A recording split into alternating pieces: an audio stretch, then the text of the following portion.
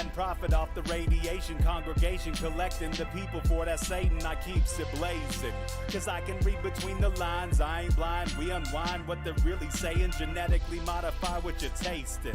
Don't need that cottage promise, so now you live up in your mom's basement. Redesign time so your mind is always wasted. Program to crave the basics. Keep the beta in stasis. Pay the state, kid. You're in debt for being born. Messengers are more than just the price for being warned.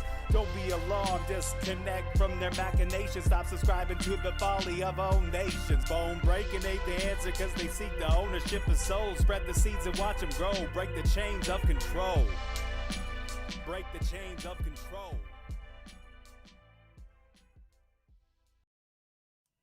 Sweet eternal balance of all that is good, true, and beautiful, friends. It is always an honor and a pleasure to host the man who understands logic and rational thought so deeply and has such a commitment to unearthing every secret and leaving no stone unturned that he could draw together literally every single mystery in the history of mankind into one epic tome of knowledge and wisdom, laying smack dab centered in biblical scripture as factual recording keeping and the word of God. And trust me, even if that's not where you stand currently, this is exceptionally well worth your time to hear out and see to the end, because this dedicated man will show you exactly what all the mystery schools and hidden histories have purchased for you in the end times, which we are fast approaching. As always, Gary Wayne, author of Genesis 6 Conspiracy, it's my immense honor to host you tonight. How are you doing?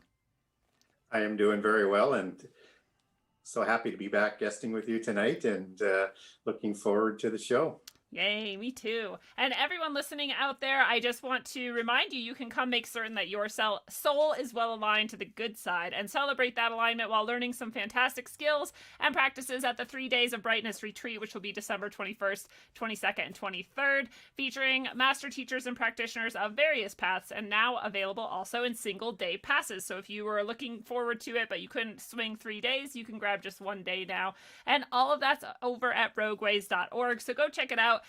And Gary, as you may remember, we always start on Rogueways with a pointless question of the episode. So I was going to ask you what your favorite time about this, or favorite thing about this time of year is.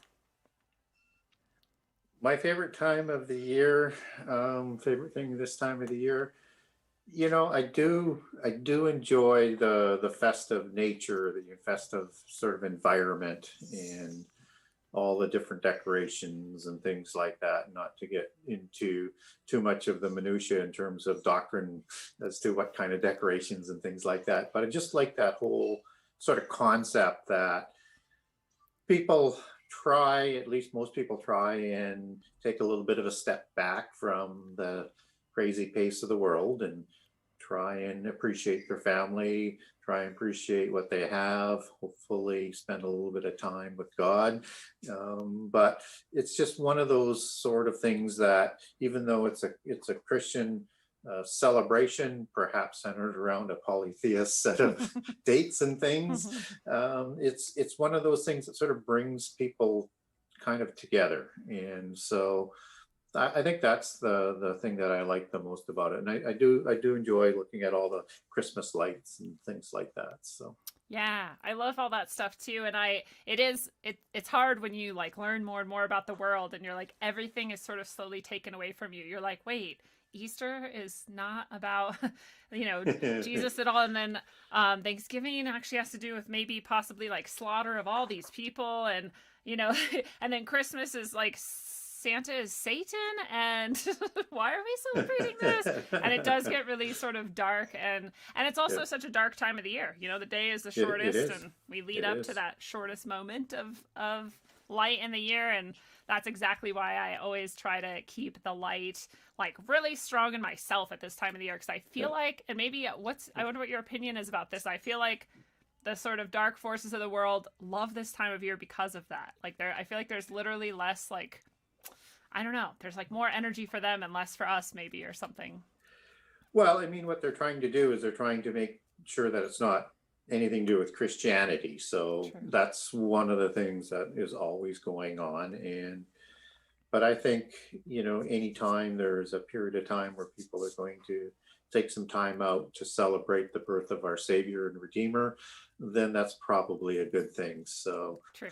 but they're always going to do that, and they're always trying to brainwash people and use even Christian sort of times to help try and lead people astray with making it different. Like, we don't celebrate, as you say, Crucifixion Day. We celebrate Ishtar. Yeah. Right?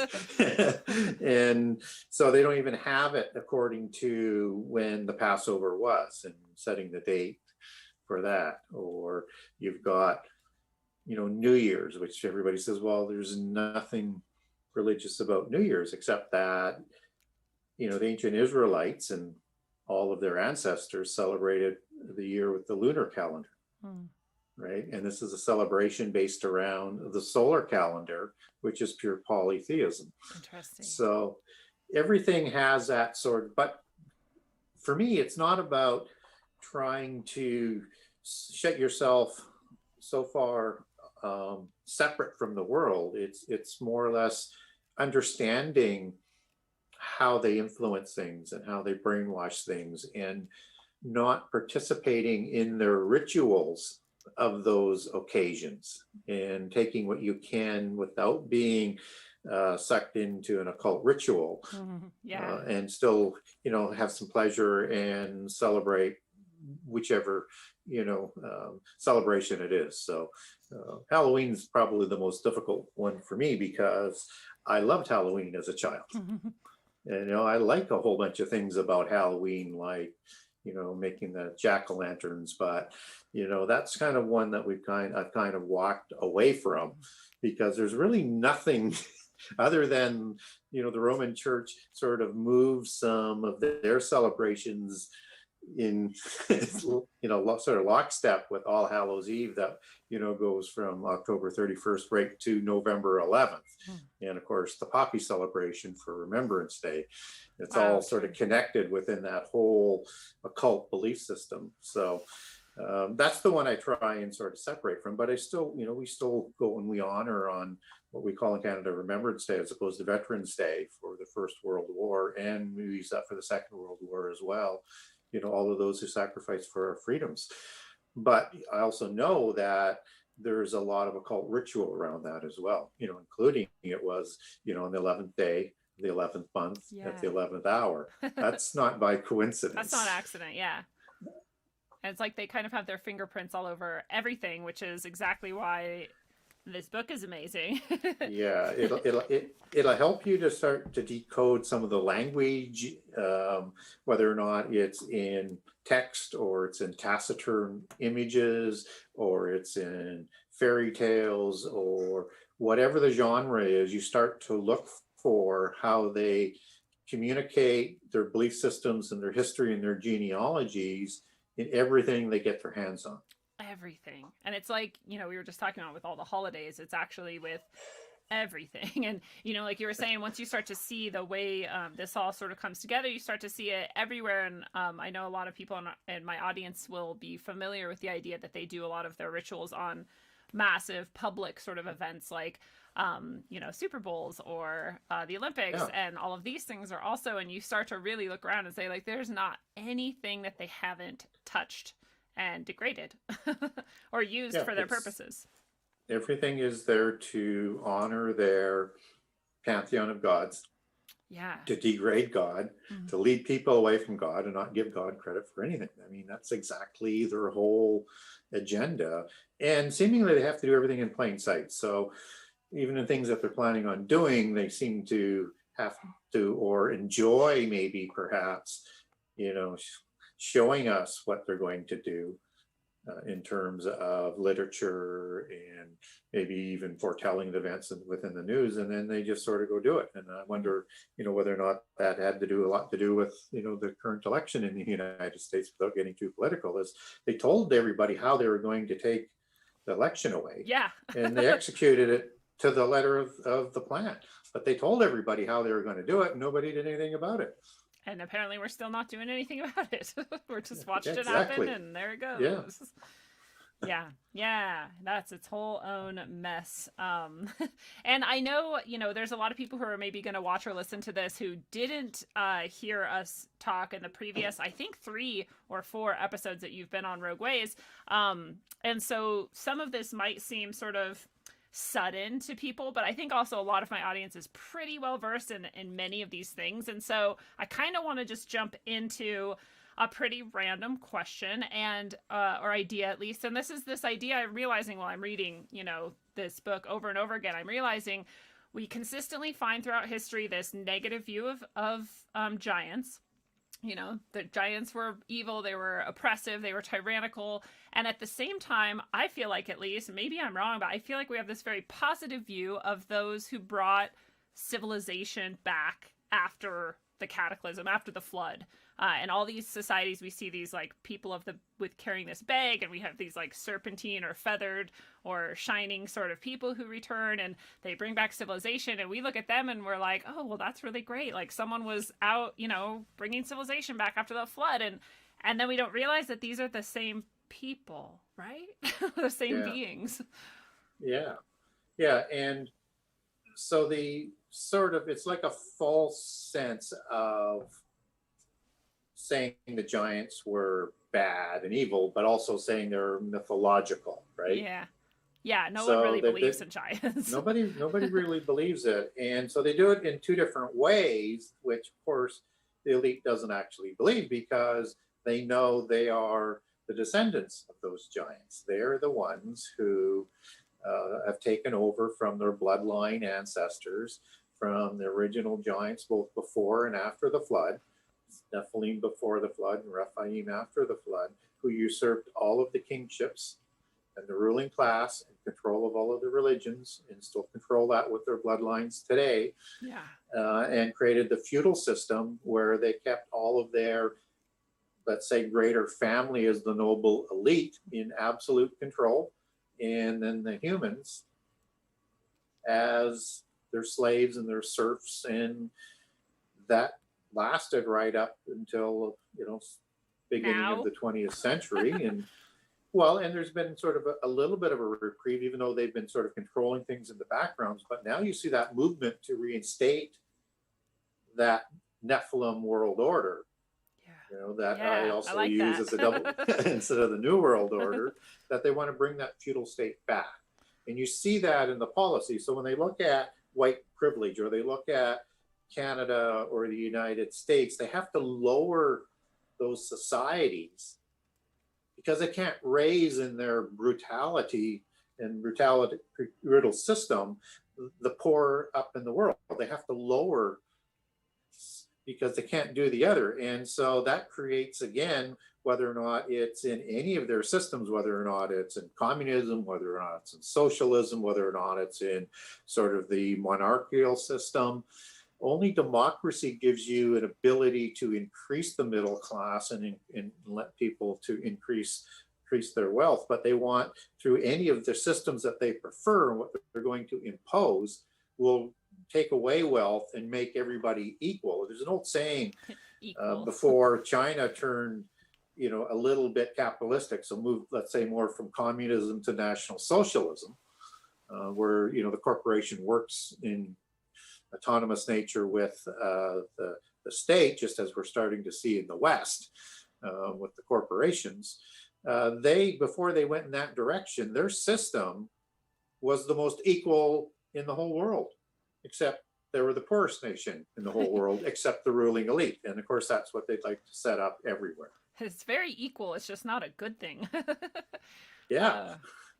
I don't know how. I mean, I do know how, but it's very sad that they've convinced people to accept that and desire that and fight for that. And I used to be one of them, so I get the urge to want to make things more fair and take care of each other, and it's just not the way to do it. Well, thing is they have this ability to pervert anything they touch and control everything. So I don't necessarily have issues with a lot of left-wing policies. In fact, when I grew up, my dad was a unionist and very much of the left wing, and I went out and I worked and, worked for the parties and believed everything but it wasn't, of course, what we have quite today. But even at that time, as I got into my early 20s and away from my parents and out in the real world sort of thing, I started to wake up that, wait a minute, there's a lot wrong in this. Even though I like a lot of the things in terms of looking after the poor, looking after the middle class, I started to see, though, that that was all platitudes. They weren't really helping the middle class. They were doing everything to hurt the middle class. But now we see that on steroids. So the left is the party of corporations, Yeah. the billionaires, Yeah. the elites, and the absolute poor, who they addict to them with their policies. But the middle class is being destroyed. Yeah. And of course, that's the game plan. So Yeah, it is the game plan, and it's working stunningly well, unfortunately. It seems, at least. And I always have hope, but I'm like you. I I understand what's supposed to come, and that it seems very likely that it's heading that way. So I'm going to jump a little bit again, and I just wanted to get your opinion on this because it's come up on the show many times. And there was someone on the show, Phoenix Aurelius, on a previous episode, and he has this device that's called the intrinsic data field. And that's not the name of the device, but it's an IDF machine is what it's called. And it we were doing some investigating using this, and whether or not people believe in it or not, we got this name.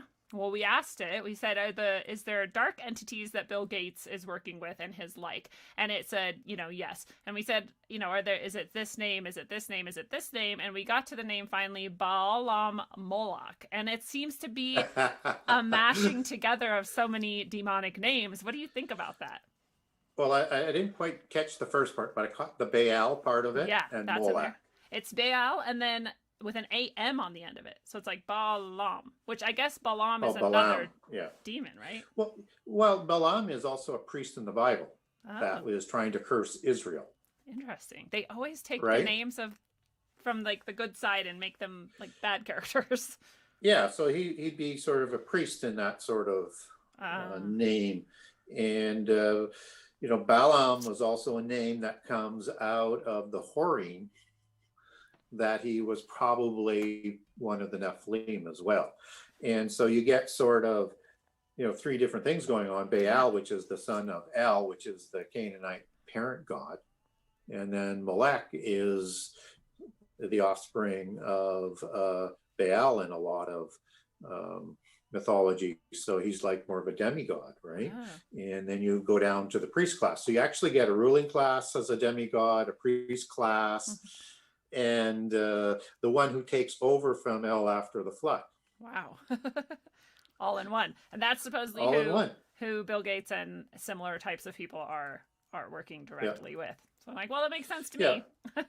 And you could also look at that as Baalim too, Baalim. instead of an AM, because, again, they didn't really have vowels at one point in time. So Baalim is the ruling gods of Baal after the flood, from the council of the gods who take over after the flood. And Baalim, would be the male plural. Wow. And so when you see the word, Israel worshiped the Baalim, they're saying a multiple of gods, not just Baal, who's at the head of that pantheon. Interesting. So I wanted to get your feedback on that because you know much better than I. So then again, jumping somewhere totally different.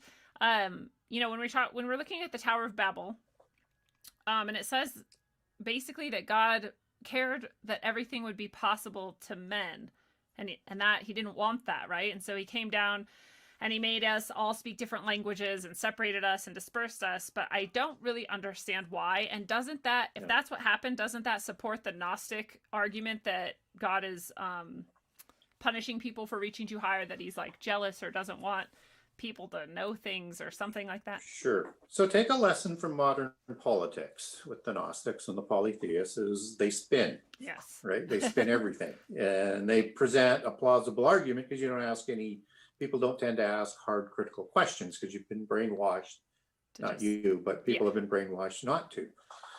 And so, no, it doesn't mean that. What happens is you have to understand the whole context of the Babel story. So the Babel story, from a Christian perspective, is that, and in the book I'll tell and add the details of how the polytheists view Babel, because they look at that as the same historical event. They look at Babel, we look at Babel as a time when you have an Antichrist type figure who imposes a polytheist religion in rebellion against God, who's trying to raise his throne into heaven and has complete sway over all of the Adamites. And this happens within 100 years after the flood. Oh.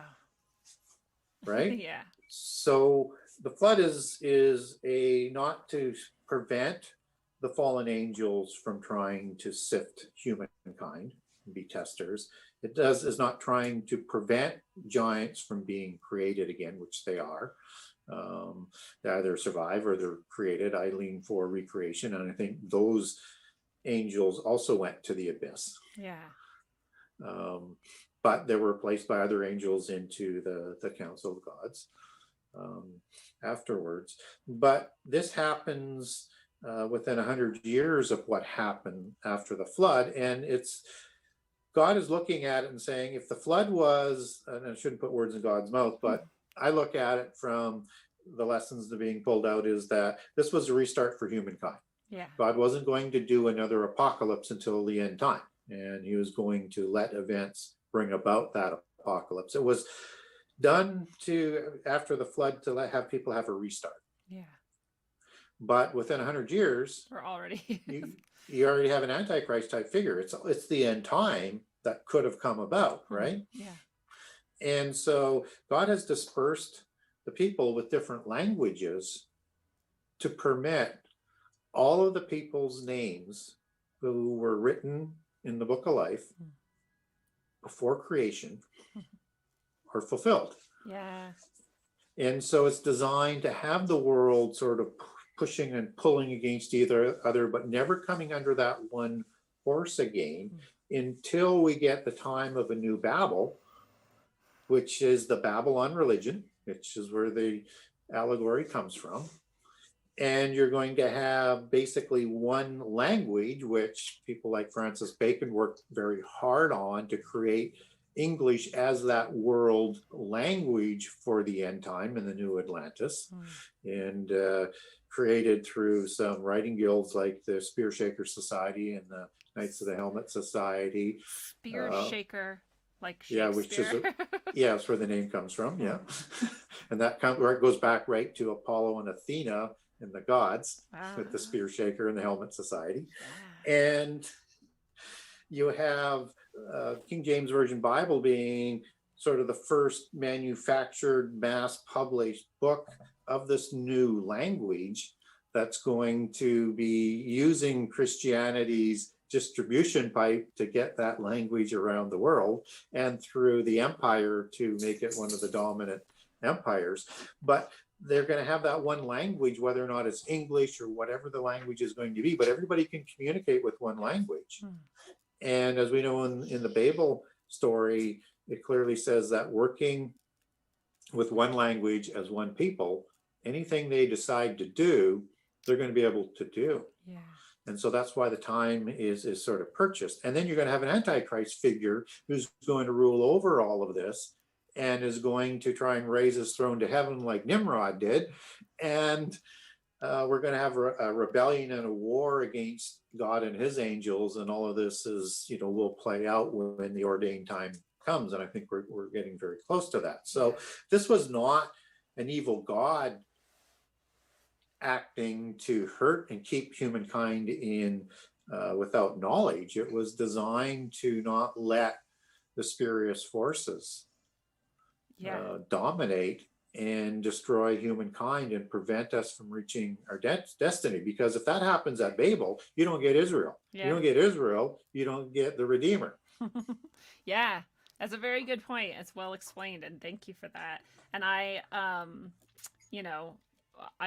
really, what am I going to say? I appreciate the idea that I almost think of like you know, like a child playing with a knife or something, and you're like, well, whoa, like take this knife away, and then like 20 years later the baby's going to be like, why did you, they like didn't want me to cut things easily, why'd they take the knife away? And you're like, no, I love you, I don't want you to cut yourself, and you were going to, you know. I think there's a lot of that can go on that people can maybe misread. And then I also think that if God wanted to stop us from doing anything, then he could just do that, and he hasn't any Just other like that, time, right? yeah. So Sure. And the other thing that people overlook in the Babel story is that where did the knowledge come from to build the city yeah, and build the tower? yeah, All of that was supposedly lost. Where did that knowledge come from? that quickly after the flood, right? And that's what I'm Yeah. saying. I think some people are like, oh, that's so great, it's great that we kept on to that and held it. And it's like, you would think that until you understand like the whole scope of things and how it stayed and why.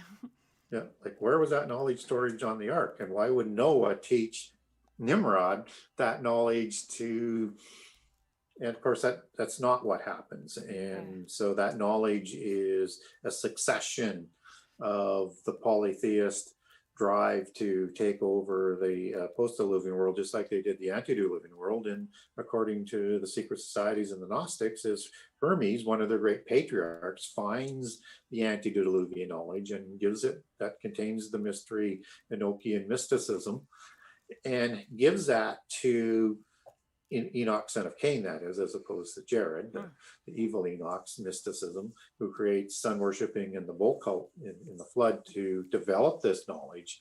Hermes finds that knowledge, brings it back to Nimrod, and that's how they create the city and the tower. And we're developing that knowledge that helped parade the antediluvians into the flood. They just keep trying over and over again. And someday it sounds like they're gonna pull it off. Okay, jumping totally again. What is the sign of Noah that's supposed to occur in the last days? Does that have and can it be fleshed out, or are we just supposed to know what that means? Well, I mean, the sign of Noah is really about what happens before the flood, right? And there's not really, I mean, I'm not sure where the phrase sign of Noah actually comes from. It was somewhere in there, and maybe I took it to be like a specific like thing that people knew about. Yeah, maybe it was more like a generalization. Well, I just wanted to make clear that there's not a sort of a specific passage, except that the passage in Matthew 24, Mark 13, and in Luke as well is when Jesus provides the signs for the end time, and he completes the major signs and gives you the complete chronology of events that everybody should sort of line up all prophecy around, which would sort of make sense instead of vice versa, but I am a bit of a contrarian that way. You get to the end of the signs, and Jesus then provides two sort of overarching things that you need to overlay onto everything else that was said. First thing is the fig tree generation, that he will not return and the end time will not come until the fig tree generation. So you have to figure out when the fig tree generation is going to be and who the fig tree is. And the fig tree in prophecy tends to be Judah. So when the fig tree blooms again, sort of the same tree that Jesus, as a sort of a prophecy, kills the fig tree in Jerusalem. Once Judah has Jerusalem back, which happens in 1967, that might be what kicks off the last generation. So whether or not that's 120 years or 70 years, or does it take the full generation or not, we don't know. But assuming that's the case, then you have the second sign, overarching sign, which is it'll be like the days of Noah. Yeah. So there will be these greater signs, and it's not just people not being ready for the end time. It's not just people being godless. It's not just violence, but you have to dig into all of the details of the days of Noah. And Jesus, as being the Word of God, is very specific in the words that he uses and how he lays it out. We don't have to apologize for anything that he says. We just need to follow it to the letter and the last detail. And so when you see, even though it's translated from Greek into English as the days of Noah, so you're not getting the Hebrew language as you get in the Old Testament. If you take that back to Genesis 9:28 and 29, you actually get those same words coming out of Hebrew that are translated into English exactly the same way. The days of Noah were 600 years before the flood and 350 after the flood. So if you're going to examine all of the days of Noah, and Jesus would have used those words for that direct reference, in my opinion, then you have to understand what happened both before the flood and after the flood. And all of those things are going to be signs for the end of the time, so that you can sort of triangulate those other events with these other things. And one of those things was that the whole world was corrupted. And that's the Hebrew word shakaf, which means to degrade, decay, to spoil.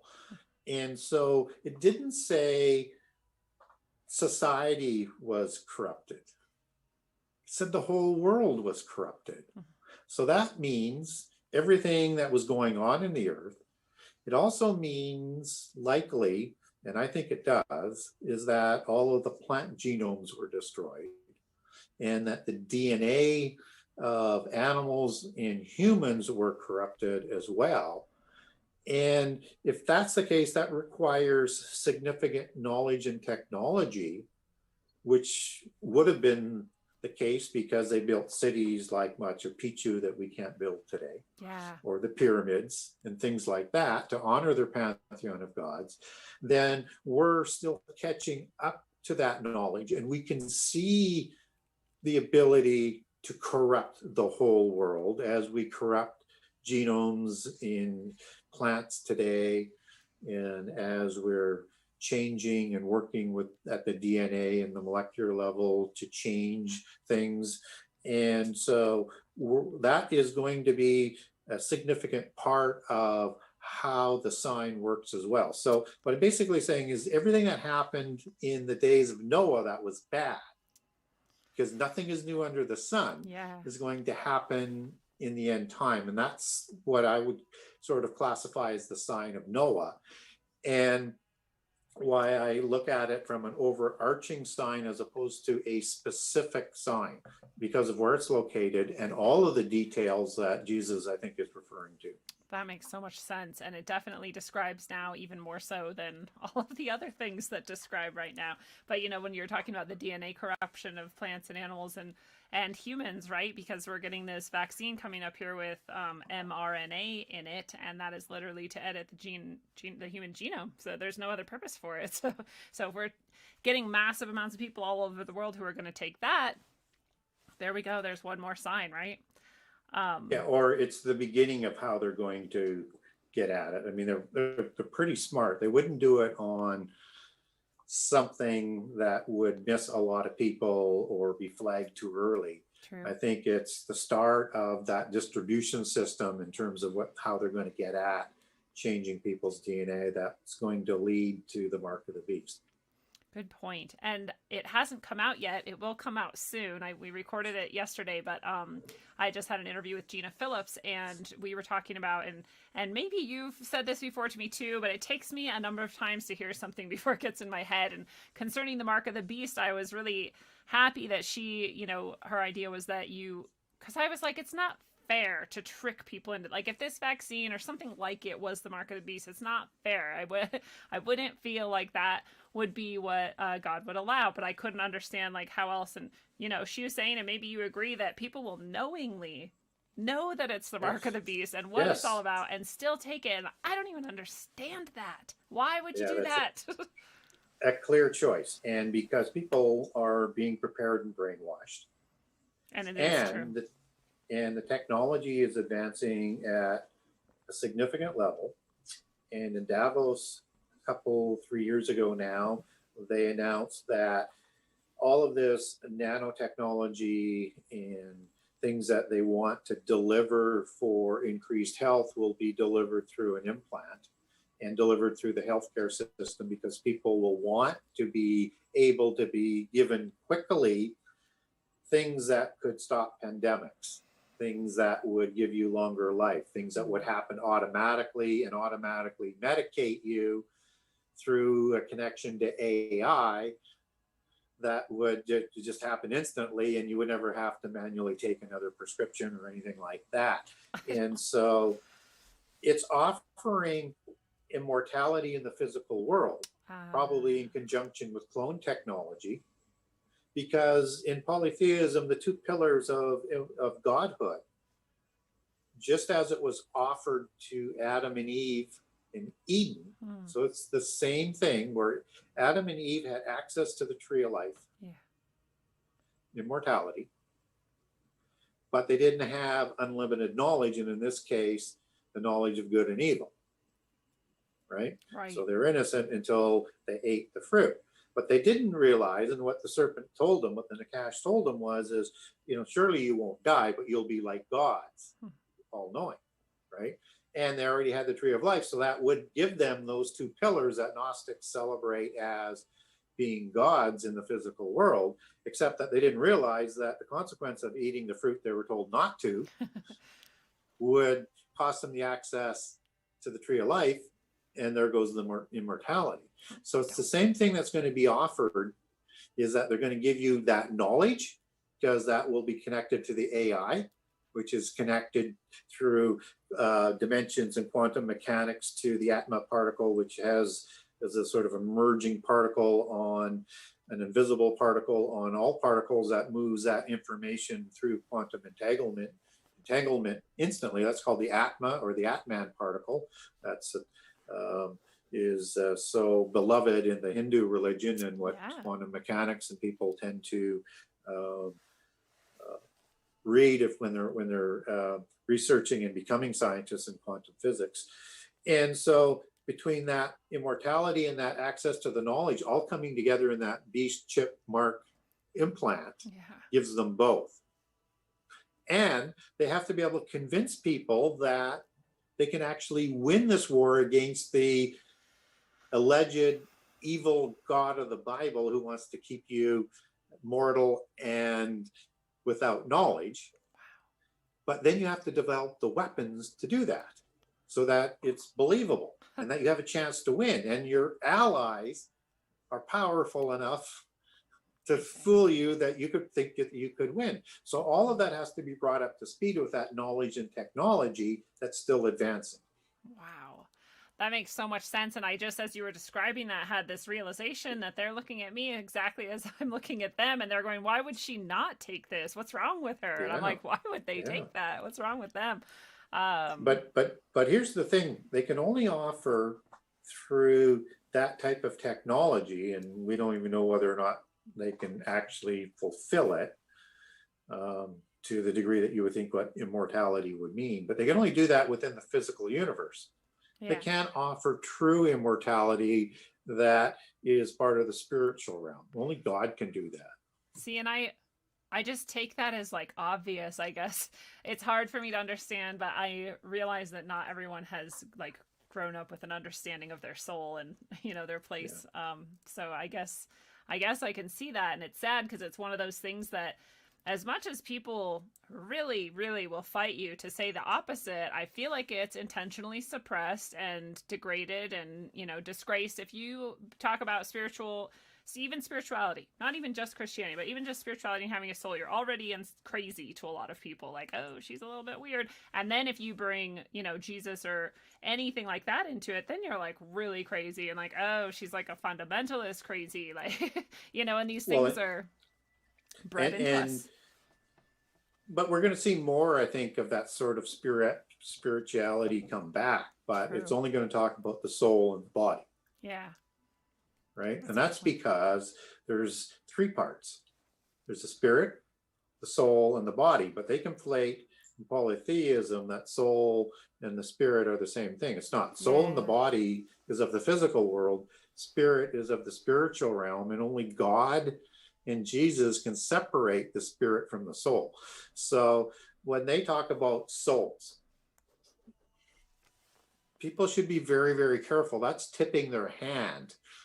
They're talking about counterfeit spirits that they want to take over the physical world, not humans and Adamites who had that special spirit breathed into them by God. Like the spark of life. So this is interesting because Yes. it reminded me that there's this thing called soul machine. It was old. I wrote an article about it years ago, but it's this idea that they can make these machines so human-like or believable that you would think that they had a soul. And so it's interesting you're talking about that and they're using that specific word. Yeah. Okay. So, by design. Yeah, so much of it is. And I also always, it's taken me actually much of my life to get to the point where I even understood that spirit and soul were two different things, and it makes a lot of sense as well. All right, so let's jump again. I have these ideas about that just random things in the Bible and that come up and that aren't necessarily about the conspiracy. But so in Jericho, the holy people walked around for days, right? And 7 days. 7 days. And so do you think that this was partially like to get into a certain state of mind that like God could come through more easily or something? Or it could, like, that's what I was thinking of when I was reading it. I was like, I wonder if that's like you kind of almost wear down your, I don't know, conscious mind or something. Yeah, it's very, very interesting. A ritual is probably the best way that you. So what's going on here? There's I would say a ritual in the honor of God as opposed to a ritual in the occult. Right. And it happens as soon as they cross the Jordan River into the covenant land. They camp right outside of Jericho. And of course, all of this happens, after 40 years in the desert.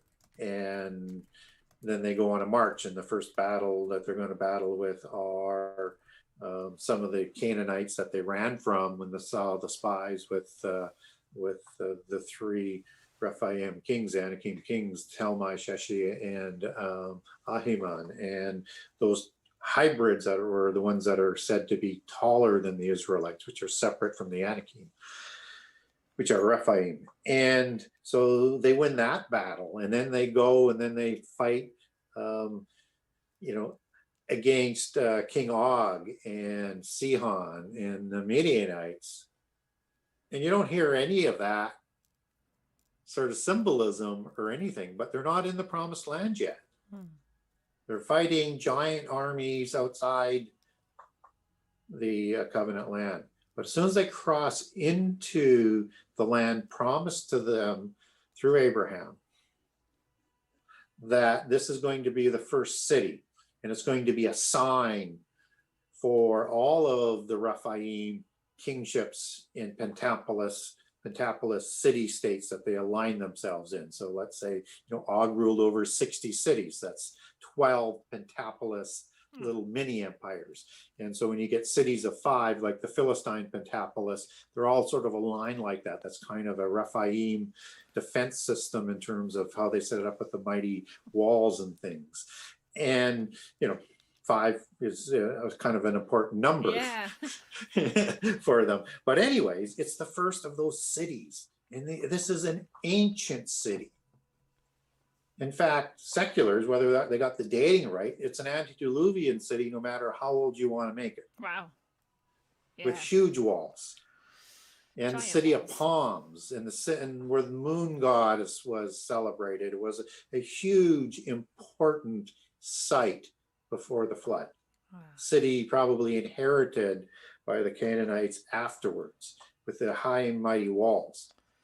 And so the trumpets, when you blast the trumpets, as in the Feast of Trumpets, for example, it has special meaning. And in this case, it is a meaning of something that is beginning. It's the starting of the renewing of the land of the covenant from the corruption by the squatting giants waiting for Israel so they can wipe them from the face of the earth.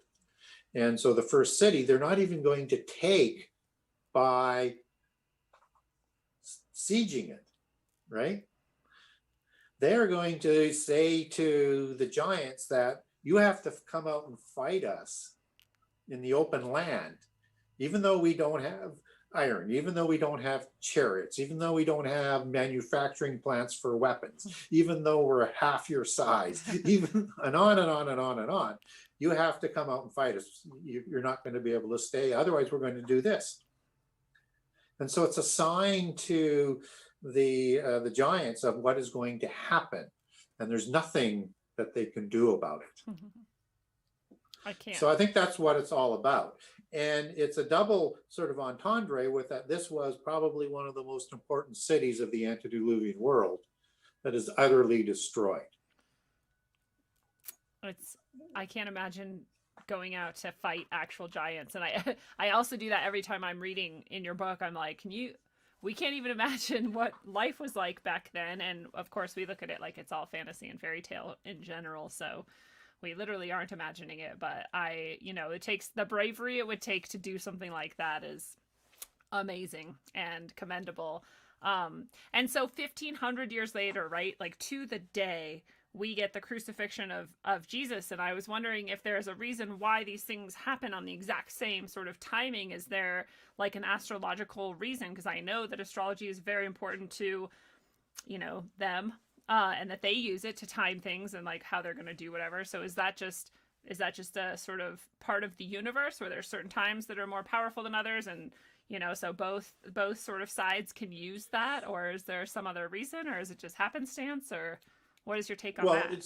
Well, certainly from a polytheist side, they're going to try and classify everything through astrology, that all of the events that are playing out on Earth are as they're directed by the gods. So as on earth, as in heaven. But from a Christian perspective, you don't get those dates. So again, it is polytheism overlaying those dates and manipulating those dates. Because we don't know the date. That's a good point, yeah. when Jesus was born. Okay. That makes sense. Yeah, there's so many levels of this deception that are so fascinating. Okay. And so it's them who overlay it, right? And I'm not saying that there isn't significance to some numbers in the Bible, because obviously there are like 12 disciples, and you have, the number 7 for the days of the week, and you get these repeating kind of numbers. But that is not done in a way that involves occult magic or anything like that. And so the geomancy that the seculars overlay is very, very important in the worship and the rituals that they have, as opposed to numbers that are just kind of important. They're not really, the numbers in Christianity aren't used for rituals. Yeah. Right? There's a significant difference in sort of the application to that. And too many people, I think, in the Bible will start to overlay numerology, which is number mysticism, as they like to call it in polytheism, and sacred geometry, which extends out of it, and everything else like that onto the Bible. And they start saying, well, you've got chapter numbers and verse numbers and things like that. Well, you know what?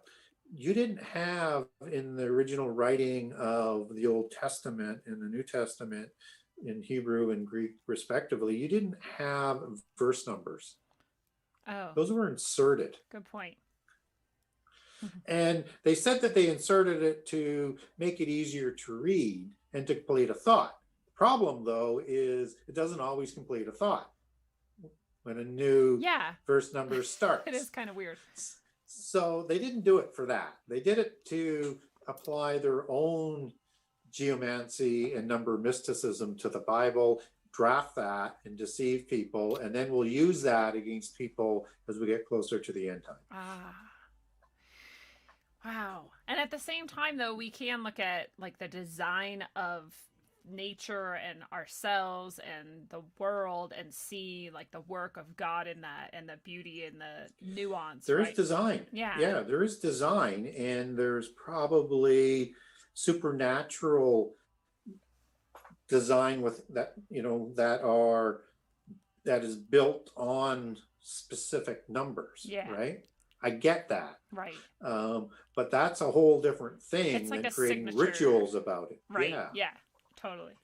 Agreed. So we kind of veered towards it, and now let's veer towards it again. But this, you're talking about in the end times, we'll have to have a certain level of technology, and especially for like the illusions that maybe need to be pulled off. And I know we've touched on the alien deception before, but I just want to touch on it again because I feel like we're seeing even more telegraphing that this is what's coming. And I just feel like it's such a powerful deception because so many people think that aliens are real beings coming from other planets, and that they are especially coming here to help us in this time and like save us, and and all of that. And we're seeing these monoliths that may or may not be trying to be associated with that idea. And we're seeing some Israeli guy came out and said we've been working with the Galactic Federation, and I think it's a bunch of BS, and I think you probably do too. So where are you seeing that all happening, and where it's going? So as we get closer to the end time, there's going to have to be not only the technology advance so that you can have weapons that will seemingly be plausible. You could win this war against God and his angels. And there's going to have to be a cause. It's not humans that are just going to say, let's stand up and fight against what we've been brainwashed to be told is this dark force of the universe, as is described, let's say, in something like Doctor Strange. And this Earth is this realm that they won as a place separate from the rule of the Dark Lord of the universe. So that's exactly what they're trying to bring out. But that means we're going to need help. Well, where's the help going to come from? And how do you explain them? And how do you separate it so that people don't say, hey, wait a minute, those are fallen angels? Yeah, those look kind of familiar. Yeah. So they have to create that sort of scenario. And they've been brainwashing people for a long time, whether or not it's the Federation and Star Trek or any of the science fiction movies, that as soon as we find out we're not alone, we come together and then we join this Federation of Galactic Forces and they're the good guys, blah, blah, blah, blah. That's kind of what they're going to be selling. And so you've got then, okay, so then they say, well, then how do they pull all of this off? If that's the case. Well, the first thing is that angels are changelings. Yeah. And we know that because they can take any type of form they want. I say this all the time. In this world. I hope everyone's listening. And we know that because they show up as humans in the Bible. Yeah. They show up as humans that are recognized as angels and humans that are not. And they show up as like many-faced, weird eyeball, like spinning things and like all kinds of stuff, right? And different sizes and forms, and you get many different descriptions of them taking a physical form. They're spirit beings. So just by definition, if you're going to take a form in the physical world, you get a changeling sort of, which kind of sort of leads into it. And I'll just quickly mention this, that they leave, just as the fallen angels left their habitation, which is the Greek word oikaterion, which means a dwelling place for the spirit. They need a dwelling place for the spirit to interact physically in this world. So they need a body, which becomes that dwelling place, a body and a soul that their spirit can enter into to interact. And that's how, of course, you have offspring of Nephilim. And it's like as 2 Corinthians 5 talks about, that there's the clothes of heaven and the clothes of earth. And the house in heaven is the only other time oikaterion is used, which is going to be the dwelling place for us in heaven. So it's the same sort of meaning, right? So I think I went down that rabbit trail and then I forgot the question. We were headed towards what that angels are shapeshifters and how it connects with the alien deception. Right. Okay. Right. So that means that if we know that a spirit to interact in the world needs to take a physical shape, that means they're changeling. We've got the examples there from the Bible, so we know what we're talking about here from a scriptural perspective. And they can take any shape that they want. And we know there's a lot of fallen angels. Yeah. At least 10,000 times 10,000. Other passages will say a countless number, but 10,000 times 10,000 is 100,000 or 100 million. So if by the time of Revelation 12, a full third rebel, that's at least 33 million. So they can create quite a presence in numbers in many different forms. Yikes. And then you may also have products of their creations both before and after the flood. So you might imagine Nephilim, you might imagine little people, just as we talked about the little grays and the elementals. Yeah. And different forms of these beings, whether or not they're Bigfoot. So they'd be like a Chewbacca of Star Wars, for example. And of course, you have that as an ancient myth, and it's all around the world. And so you have salamanders, which are the fourth kind of elemental that I don't talk about in my book, because I didn't want to get people confused, because they're not really part of the little people, but they are higher up in the hierarchy than the three elementals. Which, the ugly ones like gnomes, the good looking ones, and the mischievous ones like leprechauns are the three classifications. And it's the same classifications all around the world, just as the salamanders are. And that they represent the four different aspects of, earth, wind, fire type of thing, right? Yeah. And or the cardinal points and things. And so they're working in conjunction for the order on that. But what I'm saying is there's also a reptilian being, which are the salamanders. So in the reptilians in the alien mythos are a little higher than let's say the gray aliens, which are the gnomes. And the exact same sort of description. And then you have a possibility of reptilians like maybe some of the original Nakash were saved. Yikes. Taken off Earth and that. And so I think you're going to get a mix of this. Yeah. So that they can have us buy into this galactic table of nations that we're going to try and earn our chair at by fighting in the cause. Right, to move into the future. And we've been well prepared for this. And, I think that you have to have further an explanation for what's going to happen when these creatures come out of the abyss. Who are they? Where did they come from?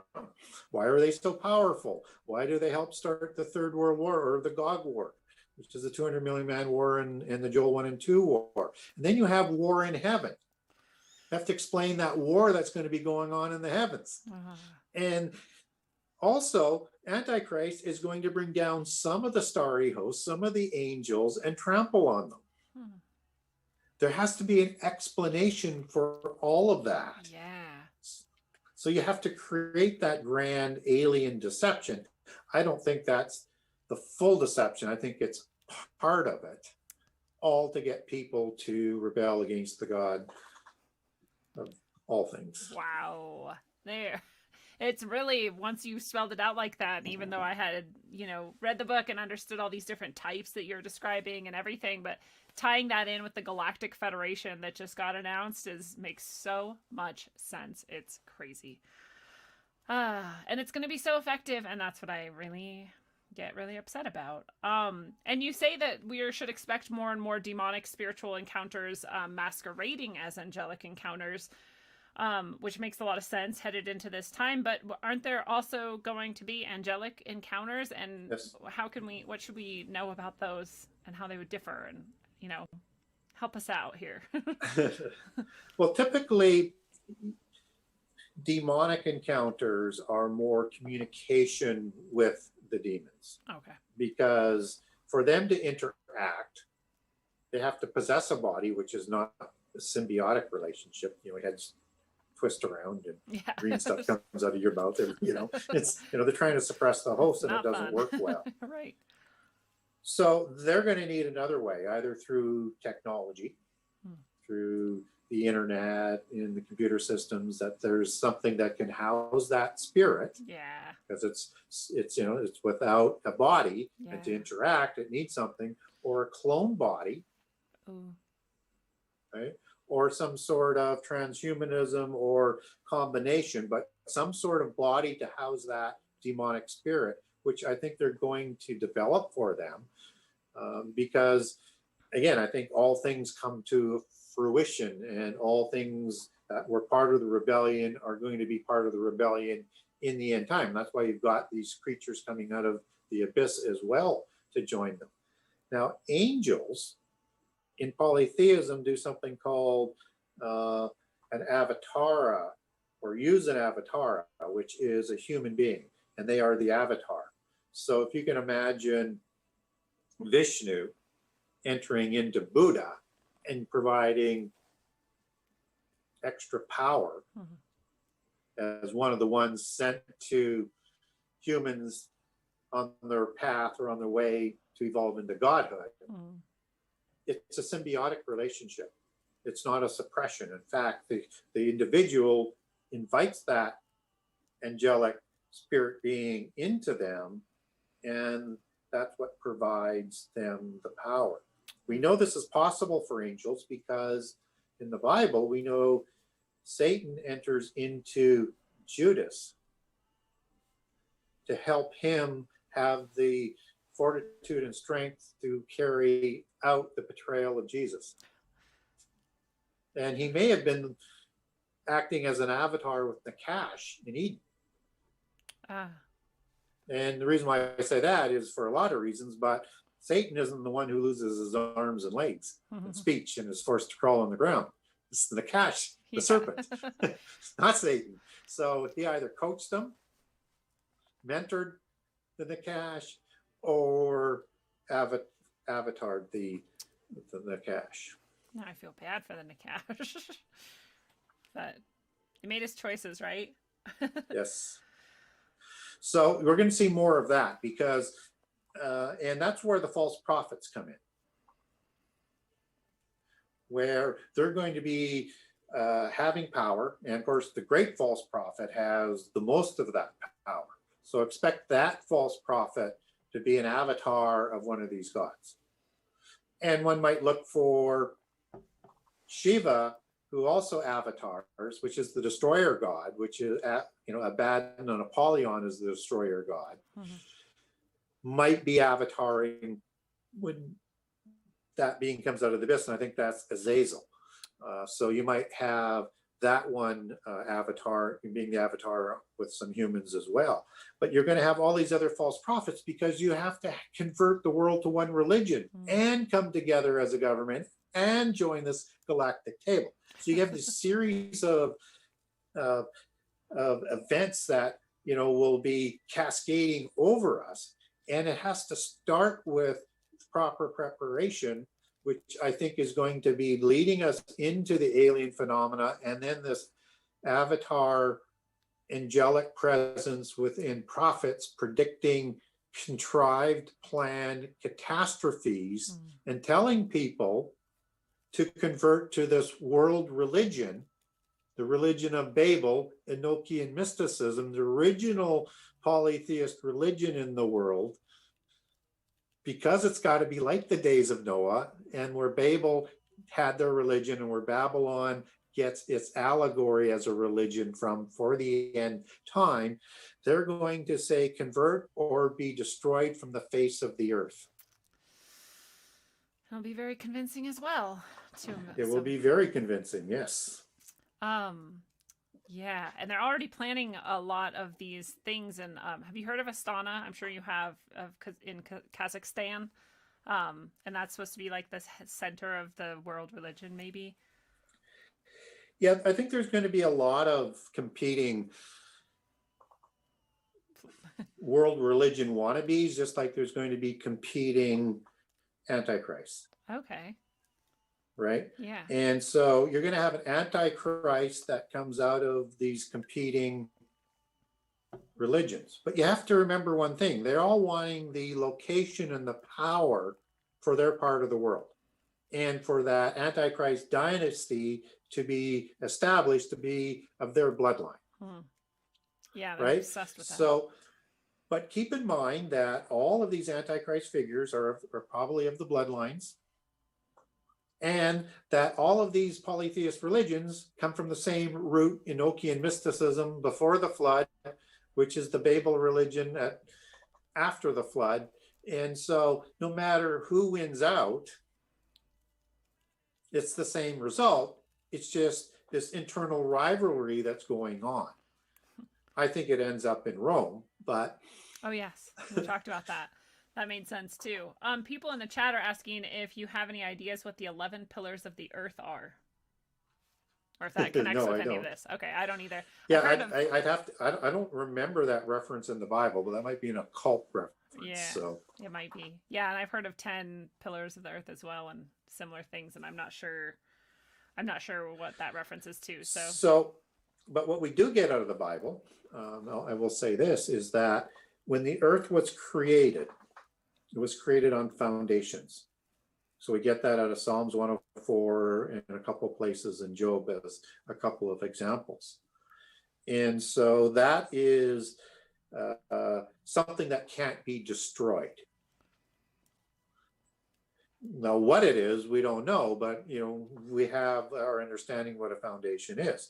So when you have a new earth and a new heaven being created after the millennium, that foundation wasn't destroyed. I think it's a new earth and a new firmament on that foundation. And then when you look at 2 Peter and a prophecy for the end time, that this is a world that was in water and was out of water, that was perished and was destroyed by fire and is reserved to be destroyed again by end time fire in the end time. I know that's a bad paraphrasing, but essentially I'm trying to get about 15 verses packed into a few words. What it's referring to, I think, is that you have in the days of creation, and that the earth is going to be destroyed, almost would be destroyed right to that foundation with the weapons that would be used in this end time war, unless God and Jesus stepped in to stop it and win the war. You have in the days of creation, days 1 through 6, the creation of the earth, and you have the waters being separated from the waters below, from the waters above. It needs to be separated so that you can create the firmament underneath. Right? And what's interesting about that is because if you have no sort of context, you have no understanding of what they're talking about in Genesis 1 or what they might be talking about in 2 Peter. But if you follow that, there's two translations for Genesis 1, and somewhere between Genesis 1:1 and 1:2 in the alternate translation is you had the world destroyed in probably the angelic war. And that's why you have the spirit that is sent to renew the face of the earth, as Psalms 104 talks about, again, with the same references to the foundations and basically reciting the same creation things of Genesis 1 through 6, except that it also says before all of that, you know, in the beginning you have the creation of the angels. So they're created before the physical earth are. And so they're in place so that they could have actually destroyed the earth in the rebellion. And that's why you see the spirit hovering over the earth in Genesis 1:2. But because it was built on these foundations, you couldn't destroy it. So you could renew the earth on those foundations, just as I think might happen in Revelation 21. And to do that, they had to separate the waters. Why? Because when the earth was destroyed, you had the waters collapse down and in and create the chaos. So I know that was a bit of a rant, but no, it's a lot. There's a lot going on. And there was the serpent, was it Leviathan? There was some serpent who was swimming through those waters, right? And that serpent also rebelled against Satan in one of these mythos, and that was against Satan, against God, and so that actually was Satan, right? Yeah, well, it's an interesting, it's a Satan, almost like a Satan-like figure, except that you have a male and a female of Leviathan, just as you have a male and a female of Behemoth. And so the female is the one that is killed by God, breaks its head. And it's the same being that Baal takes credit for, or Marduk, whether it's it's Tiamat or Lotan or any of the different names. You have the same mythos all around the world with one of those gods that is killing this Leviathan type creature, which is part of the parent gods. So Tiamat is part of the parent gods with Anu, who creates the Anunnaki, and is, of course, the father of Enki and Enlil. And so it's part of that creation process. But what's interesting about Leviathan is that it has many heads. So it's like a hydra. Yeah. Right? And that it's huge, and that the second one is going to be killed in the end time. Oh, weird. Yeah, as Isaiah talks about. So in that those sort of aspects, one expects that maybe that is a Satan type figure, just as Satan is a serpentine individual. But the problem, though, is that Satan is, I think, more of a seraphim angel in a seraphic form than a Leviathan. So there's similarities, but I think there's something different there. And of course, in polytheism, it's this Leviathan that helps in the creation process. But they can't let both live in the Bible because the world couldn't maintain feeding them. Same with Behemoth. So it's interesting, but I think I guess my point is, I think there is a distinction there that Satan plays a little bit different role. And also Satan isn't just serpentine. He's also cherubim. Yeah. It was interesting that you broke that down in the book of Satan's, seraphic, whatever, form and cherubim form or whatever. I'm probably saying things wrong. And there are different names that go along with it. And I'd never heard that before. And because people ask a lot, like, what's the difference between, Satan and Lucifer and all these different names? Well, what's interesting is that if you look at his cherubim form in Ezekiel 28, he's the anointed cherubim that walks amongst the fiery stones. Well, cherubim don't do that. Cherubim are around the throne, and they cover the throne with their wings. Seraphim, on the other hand, Isaiah 6, work within the fiery stones around the altar and are ministering before God. So, and they actually take one of those stones and they put it to Isaiah's lips and to take away his sin. And so I think Satan was not only cherubim and seraphim, and a cherubim, obviously, that's a seraphim, that's why he's permitted in the fiery stones, but I also think because of the 9 jewels, as opposed to the 12 jewels of the Levites, he was the high priest. And then as you take the description of Satan back in Revelation 12, and I won't go through each of the words, but he's called a dragon in terms of the etymology and stuff. He's called a dragon and a devil, diablos, and he's also called a serpent. And as you take that word serpent and old back, serpent back to seraphim and old back to the origin, to the beginning, and then back to the words that it's rooted in Greek words, you get back to the word archon. Oh, wow. Which is the name for archangel, right? Yeah. And so this is how powerful and how far he fell. So to me, he would have been, cherubim, seraphim, high priest, and an archangel. Wow. And who knows, he may have had more titles. Wow. Yeah, so he was really high up. So fascinating. Well, okay, so let's jump again.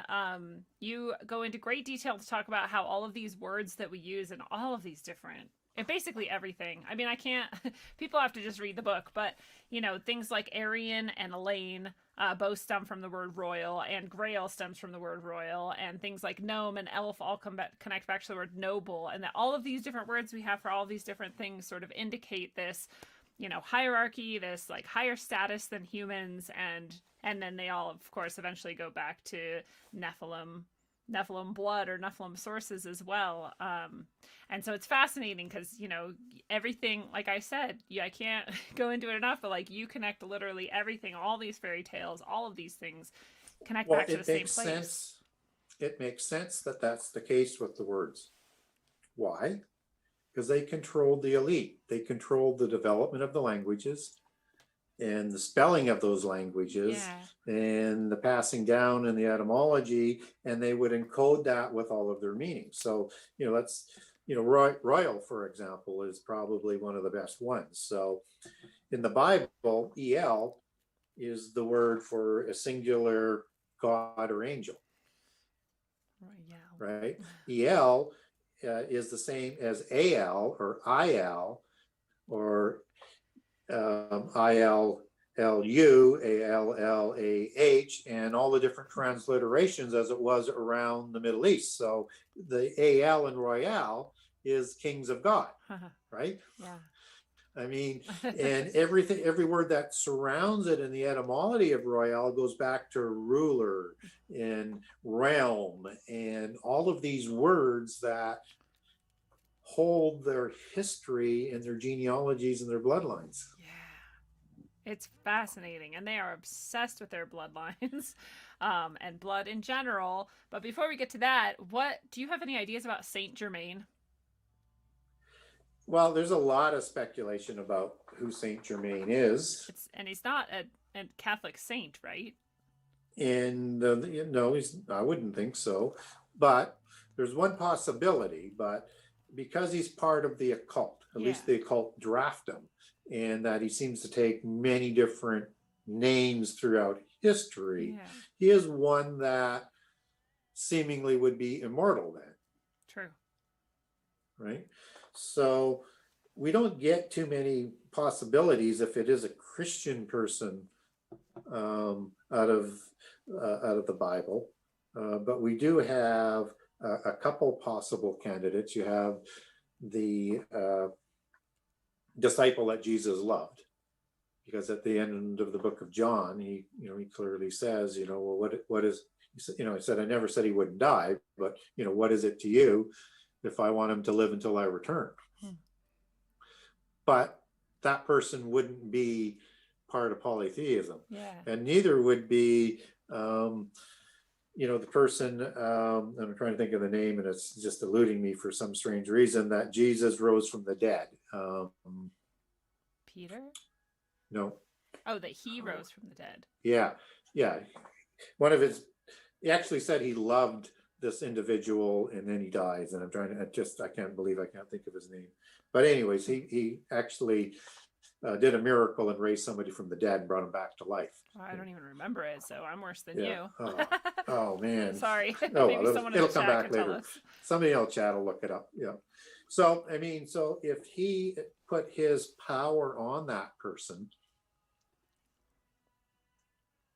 then maybe that would be the person. But obviously, though, this is an occult person that the polytheists have latched onto. So I don't put a lot of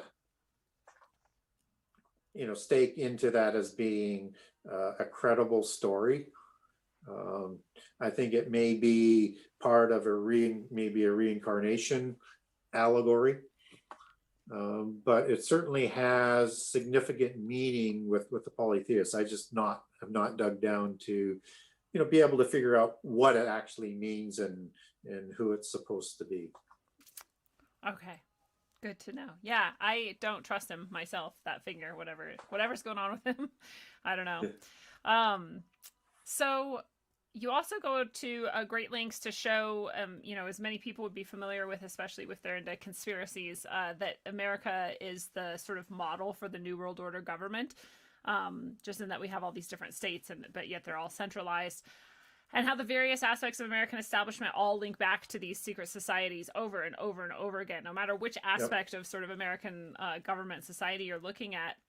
And you say that they all link back to those secret societies, those bloodlines, and that they all report back to the White Lodge. What is the White Lodge? Yeah, that's a real good question. Because I've heard of like the Red Lodge, the Black Lodge, the White Lodge now. I'm like, what are these, just different like factions of bloodline people or societies, or what are these lodges? Well, it's Lazarus. I just Googled it on my phone. Oh yeah, I would have done that. Lazarus. So I was looking down. So this Great White Lodge, And that's why you have these, great white stone houses and temples, like the White House, for example, is part of that sort of imagery. Just as the Temple of Pan was this white domed facility on Mount Hermon. So it's really the home of what they would call the Celestial Masters, the Great White Brotherhood. So there tends to be a couple classifications as to who those ascended masters are. They could be demonic beings, and they could also be angelic beings. And these are the ones that they're communicating with. And so they all take, as they get into the adepthood, and particularly as you get to the Rosicrucians and higher, that they're in continual contact. They're taking their instructions and gaining their knowledge from them. Just like Bill Gates is from Bala Moloch or whatever. Yes. And he is getting that message at coming in at the lower level of the Bilderberger organization, which is overseen by the royals. Like there's two levels to that. So the new money gets to go to this meeting once a year to get their marching orders and probably commune with some of these, but they're not really that far up there. They're just getting a glimpse of it. And then the higher end of the Royal Bilderberger order reports back into the Committee of 300, which is all purebloods. Oh, I didn't know they were all purebloods. Yes. So as you get, Rosicrucians is that nexus point. The top half of the Rosicrucians are purebloods, and the bottom half are ones that have risen up through Freemasonry, the Illuminati, and then into the Rosicrucian order. But the top half and all the orders above that are all purebloods. Wow. And they have to be so inbred and like disgusting by now. Well, they do have to bring in new blood. Typically that comes from the sort of the extended family, where they've been maybe intermarrying, fifth or sixth cousins or whatever, third cousins, however far the line, and we'll bring that in to replenish the blood. Otherwise, you're going to get too much of blood diseases, whether it's hemophiliac disease or it's Habsburg jaw, for example, and other issues. So they have to keep regenerating that blood. Yuck. It's just so gross, but I understand that they believe, and maybe it's even true, that there is power in the blood and that this blood goes back literally to these fallen angels, and so they want that to stay pure so that they can have more access to that power and like use it on this plane or whatever. It just seems so pointless and disgusting. Whether or not it's the Rh negative bloodline, that's important or not. They do track their genealogies. But the trouble is as people get into that argument, here's where they get caught. And I do think the blood part is very important, just as real is the Rosicrucian Secret Society Gnostic overlay on that same concept. Yeah. Right? Something in the blood, if you could backward engineer, you could recreate demigods or giants that they believe they descended from. But Rh negative is missing antigens. So Rh negative blood is added to the bloodline. It's inserted at some point, but if you're missing antigens, how does that get added, right? Right. It's kind of an oxymoron. So people get stuck and they say, okay, well, that's just, a bunch of malarkey, as President Biden would say.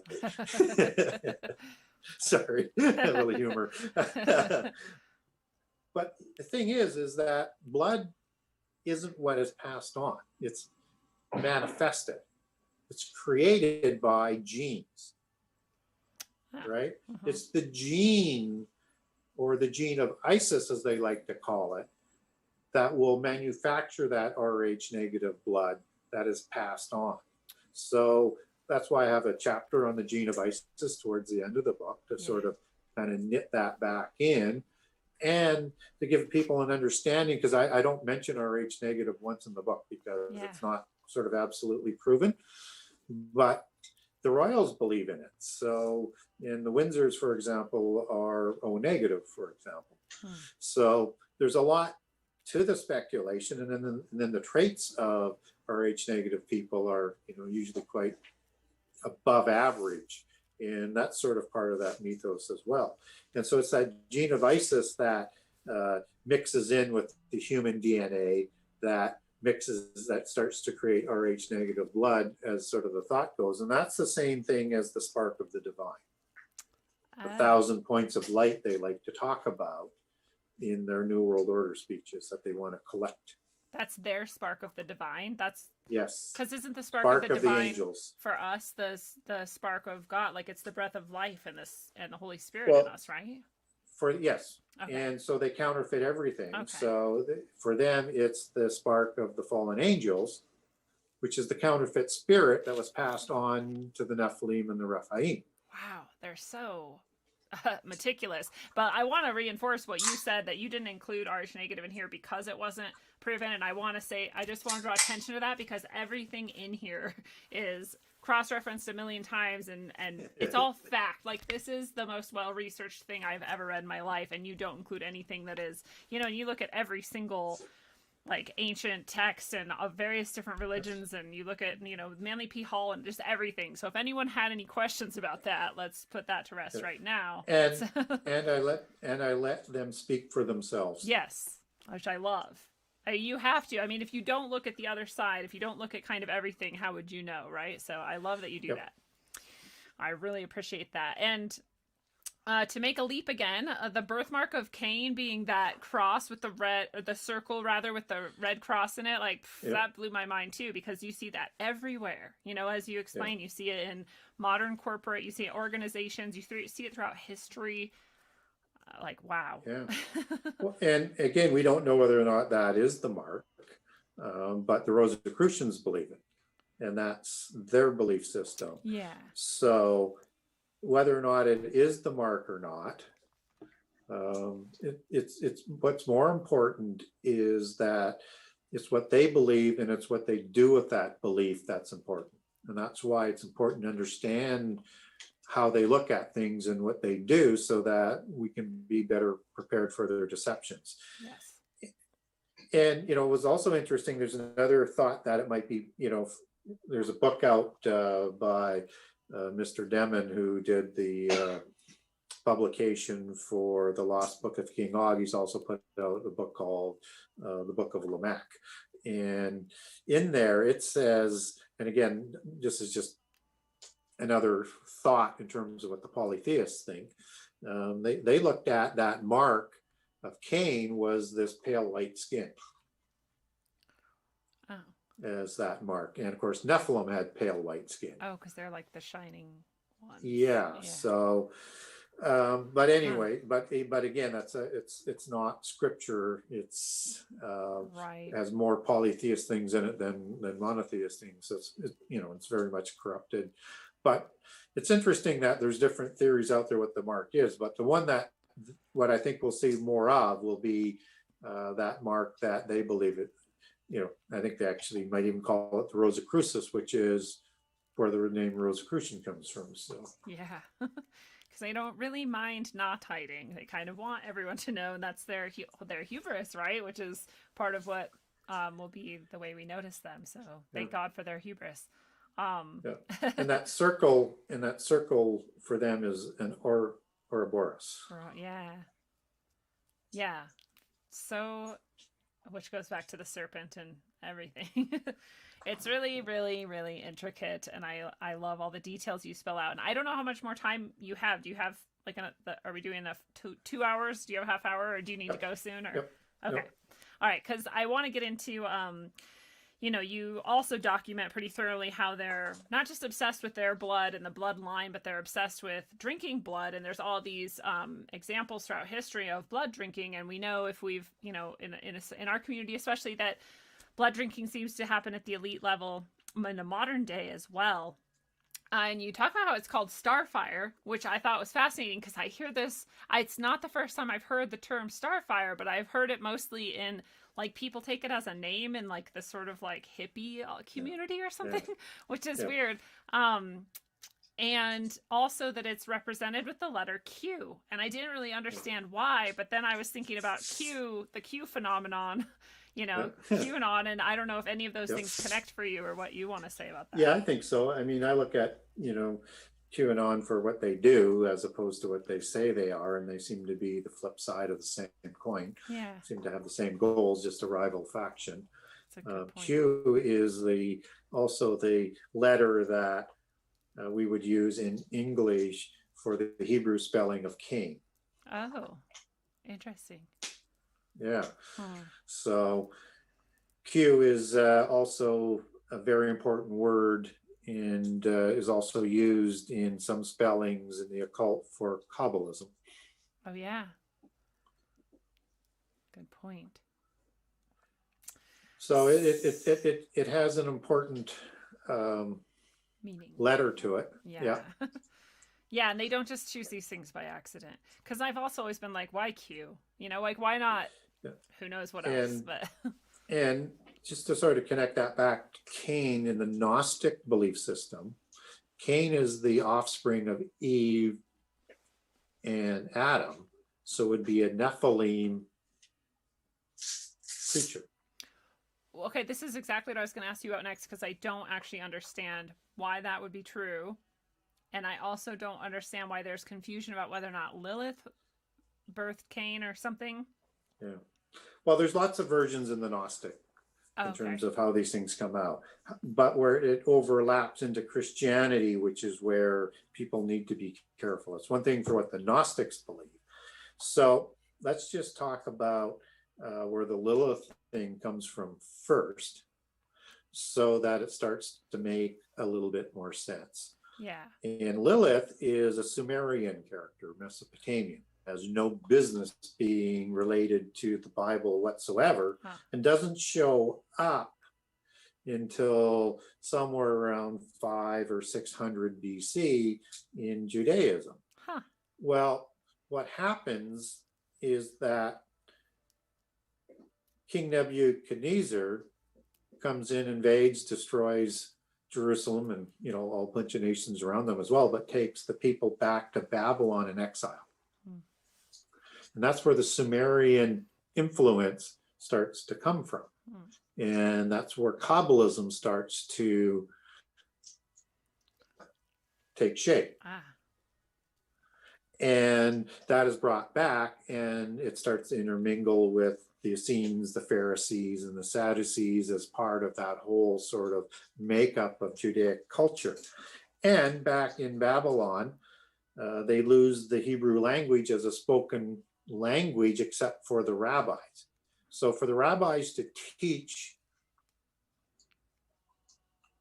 the common people, they need to teach in Aramaic because that's the new language. So they create a Targum, which is now influenced by all of this. So you get that Gnostic serpent seed, Cain being the offspring of Satan coming from there, as it talks about in the Targum, and the whole Lilith aspect coming in through Kabbalism, which doesn't get into the Targum, but gets into sort of the Judaic mystical culture, right?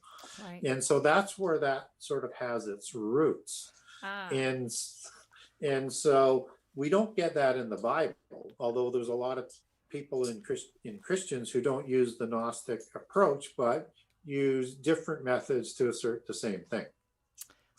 And the reason they want Cain to have come from Lilith or Satan instead of just Adam and Eve is because they want to be able to trace. I just had it and I lost it. Because they want a route back to Adam. It would still have to come from Adam, though. Because they already think they have their route back to Jesus, and then they think they have their route back to Abraham, but they want a route back all the way to Adam, right? To me, it's not clear why why Christians would want to say Cain is the offspring of Satan, other than how could he be so evil, right? Okay. Right? Yeah. But if Cain's descendants don't survive, although the Gnostics say his descendants do, then it's kind of irrelevant because it's a dead branch. But what we do get is sort of the spirit of Cain that sort of lives on, the spirituality of it. So I'm actually putting out right now, I put out the first, and they're long detailed documents that I put out on my blog in Facebook and other locations. The first part of the problem with the serpent seed concept in Christianity, it's again, to me, I don't have any skin in the game. I mean, if he's the son of Adam, or if he's the son of Eve and Satan, or Eve of another angel, or Adam and Lilith, I don't care. My problem is I can't make a good scriptural case for it. Yeah. In fact, you can make it against it. So because it's such a contentious issue, I mean, I'm a bit agnostic on it, and I don't really care, but there's no way I can make a scriptural case. And all the arguments misconstrue scripture. So I'm putting out a 4-part series on that. I just put out part 2 today. So I did one on the Genesis 4 thing, in terms of people say, well, why isn't Seth's lineage in Genesis 4? And they've got a few other things. And of course, Seth is born in Genesis 4. It's all, again, misinformation.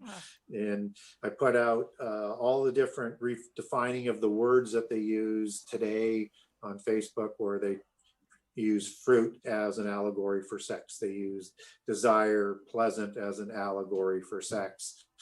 And I walk through all of that to show people how they're misrepresenting that. Okay. And then I'll get into who the Nakash is, and things in the third part. And even like, okay, if Adam, and I do this in part 2 as well, if Adam ate the apple at the same time as Eve did, because she hands him the apple. Yeah. Does that mean Adam had sex with Satan too? And then I'll even make the case in part 3 that the cash is not Satan, and give you all the reasons why. And then I'll take all of the sort of New Testament manipulations that they'll use and to make that justification. And the only reason I'm putting it out is I look at the arguments all of the time, and the arguments don't hold water. So it's not that I have an issue with the concept. Yeah. But you have to make an argument that isn't contrary to scripture.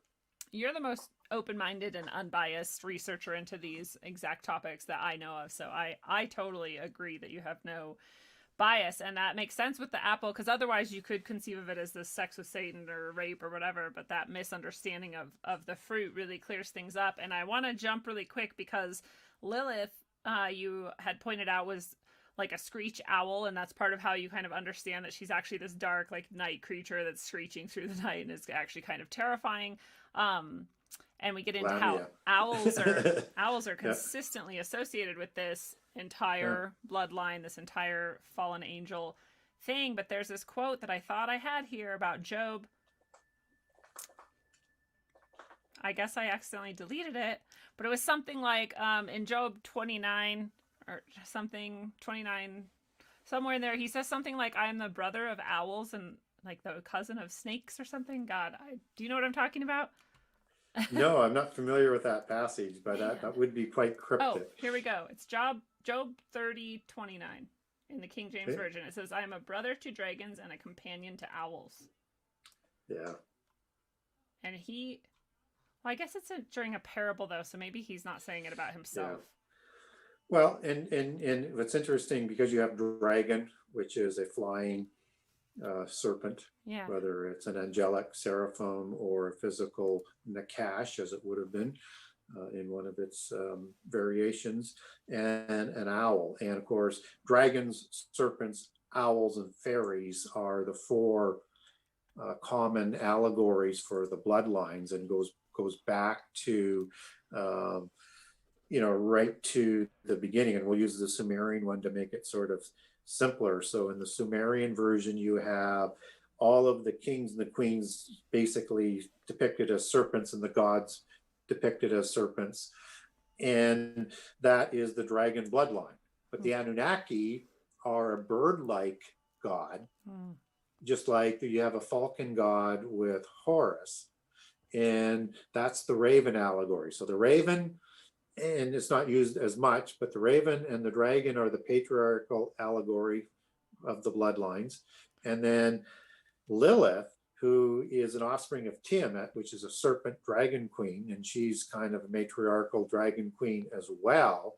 And she is depicted as part of the matriarchal bloodline, as we get to know as the fairy bloodline. And then the owl goes right back to Lilith as part of that matriarchal bloodline as the offspring of Tiamat and part of the dragon, but it splits into the female aspect, right? So the owl, is that connection back that she is either a demigoddess or a goddess. Early on in the beginning of the world in Genesis, and she produces offspring as well. And of course, she's related to all of these sexual sort of part of the mythos. And she's also, as a screech owl, as it's listed in Isaiah 34, which is a Lilith, which is a owl that hops like a goat. Is thought to be sort of connected back in that sort of ancient imagery. And just as this overlaps into Lamia as a night operating vampire, and then you start to link that in with the Upiers, which Lamia was part of, and those were the night operating vampires that were commonly known as dragons, or serpent-like vampires that Dracula sort of descends out of. And you start to see how all of these connections just kind of sort of interweave and cross back and over, but they sort of, and they just sort of repeat through our history and our literature and our entertainment. Like all of it.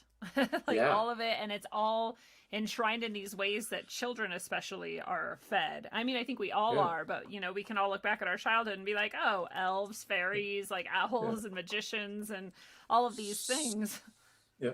So then if you I was just going to sort of connect a couple more dots for people on that so they have a little bit better understanding. Yeah. So as you understand that Upier and as you connect that back into the fairies, which are the Tuatha De Danann giants and the line, their word is Oberon for overlord or pendragon, which is the same etymology that sort of the Upiers comes out of. And Oberon in Shakespeare is king of the fairies, married to Titania. Titan. Yeah. Wow, yeah. And you just sort of see how that sort of overlays. And then as that comes down in the Tuatha De Danann into the Celtic history of pendragons, you have King Arthur and Queen Guinevere. King Arthur is son of Uther Pendragon, so he's a pendragon, matriarchal bloodline. And Guinevere is a fairy queen. And her whole name and its meaning and etymology goes back to fairies because she's the matriarchal bloodline. Yeah, that whole Celtic Tuatha De Danann, fairy sort of thing going on. And it also coincides with the idea that they were exiled to this other dimension, right? And that just like so many of the fallen and so, like the Abyss or Tartarus, so all these different places. And then you talk about how in that same sort of mythos that there's this idea that there's portals, and I think that maybe we've heard of these as like fairy stones or, fairy mounds or whatever. And, but that these portals are actually like a real thing and they're guarded by actual, like gnomes or whatever else, like maybe the great aliens or something. And maybe that's how they travel around and seem to do these amazing things. And trolls are known to guard those, and ladies of the lake, which are fairies in King Arthur. Yeah, so they have part of the organizational structure guarding these portals. Yeah, and they're called City. Yeah, so it's spelled Sidhe for Shay. Shay. That's how it's pronounced, not how it looks, but it's pronounced Shay. And, oh yeah, it does not look like that at all. So these shade points would be everywhere. And it just, for anybody who's seen sort of like UFO type lights in the sky moving around, and it's just so fascinating because there's so many ways that aliens and fairies and all of these lores are just the exact same thing wrapped in different words. And it's thought in a lot of the alien mythos that the flying saucers come through portals into this dimension, as opposed to from other planets. Yes, and that is exactly what I wanted to tie it back to. So thank you for bringing it there, because I'm always trying to underscore people should, do their own research, have their own experiences, think that they want to think, but I'm always trying to at least put it out there that maybe you don't want to trust those beings, whatever. If you had experiences with them or not, just question where they're coming from and why and their motivations. So to totally jump again, you describe alchemy as relating to the root word chem, I want to say Khem, which has to do with goats, and the goat of Mendes, and the scapegoat, which is also Azazel. The chem of Mendes, and that sort of tradition, as it was carried forward, comes out of Egypt, but it really goes back to Azazel as the chem of Mendes. So then I forget exactly. Al would be the part I didn't put in the book. I didn't want to confuse people because it's such a long rabbit hole, but that would be the god. Oh yeah, okay. Of Mendes, yes. So with the practice of alchemy, perhaps it says that it's a way to free yourself, like to make yourself independent or to turn yourself into a god, right? So is this part of, would people practice, I don't know why I jumped to this is maybe the weirdest question ever, but would people practicing that version, like alchemy, possibly be a way that frees Azazel from the abyss? Because it's saying like this is a way to free yourself and separate yourself from God or something. Or no, turn yourself into God. I don't know. Into a god, yeah. They're looking I'm for that. Confusing myself. It's sort of that elixir of immortality, right? Yeah. But certainly the knowledge that is centered around that comes out of alchemy, which is an extension of the 7 sciences and the illicit knowledge, right, is being used and developed to develop technology that can travel interdimensionally, as what quantum computers and mechanics is designed to do, because the abyss is thought to be in another dimension, in the earth, but in another dimension. And that's why they're matching AI with quantum mechanics in places like CERN, and why Google is so heavily involved on this in, I think, 7 locations around the world, because they would like, they want to bring out the beings from the abyss before the ordained times, because they want an end time, a date of destiny that isn't God's time. If they can bring it about, they'll accept the ordained times if they have to, and of course they will, but they're trying to bring about that technology to open up, or the key, through geomancy and matrix codes and understanding all of that as sort of base understanding of quantum mechanics, to be able to unlock Azazel, Abaddon, Polyon, Shiva from the abyss. Thank you for understanding my very poorly worded question and answering it, because that was exactly what I was trying to get to. I was confusing myself. Yeah, that makes so much sense to me. And I'm not, if people are, soaking plants in alcohol and doing various things to get certain tinctures, that's not necessarily what I think we're talking about, but that you just took it exactly where I think it needed to go.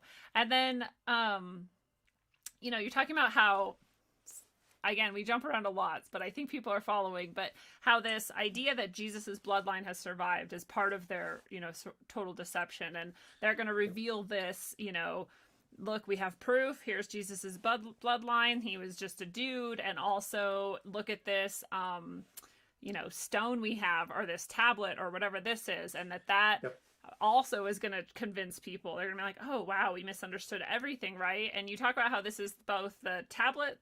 Okay.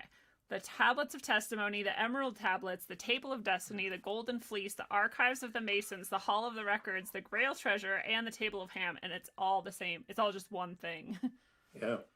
Which is like, again, all the things that we ever are mystery about. They just use different allegories for the same bank of knowledge. Yeah.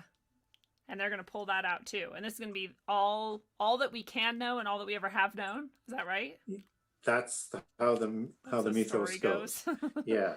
So to have that type of knowledge, it has to go back to knowledge that is basically making up the universe, right? That's why they're going to try and look for, and they are looking for the atom of particle, because it contains all of that knowledge that's transmitted instantaneously everywhere through quantum entanglement.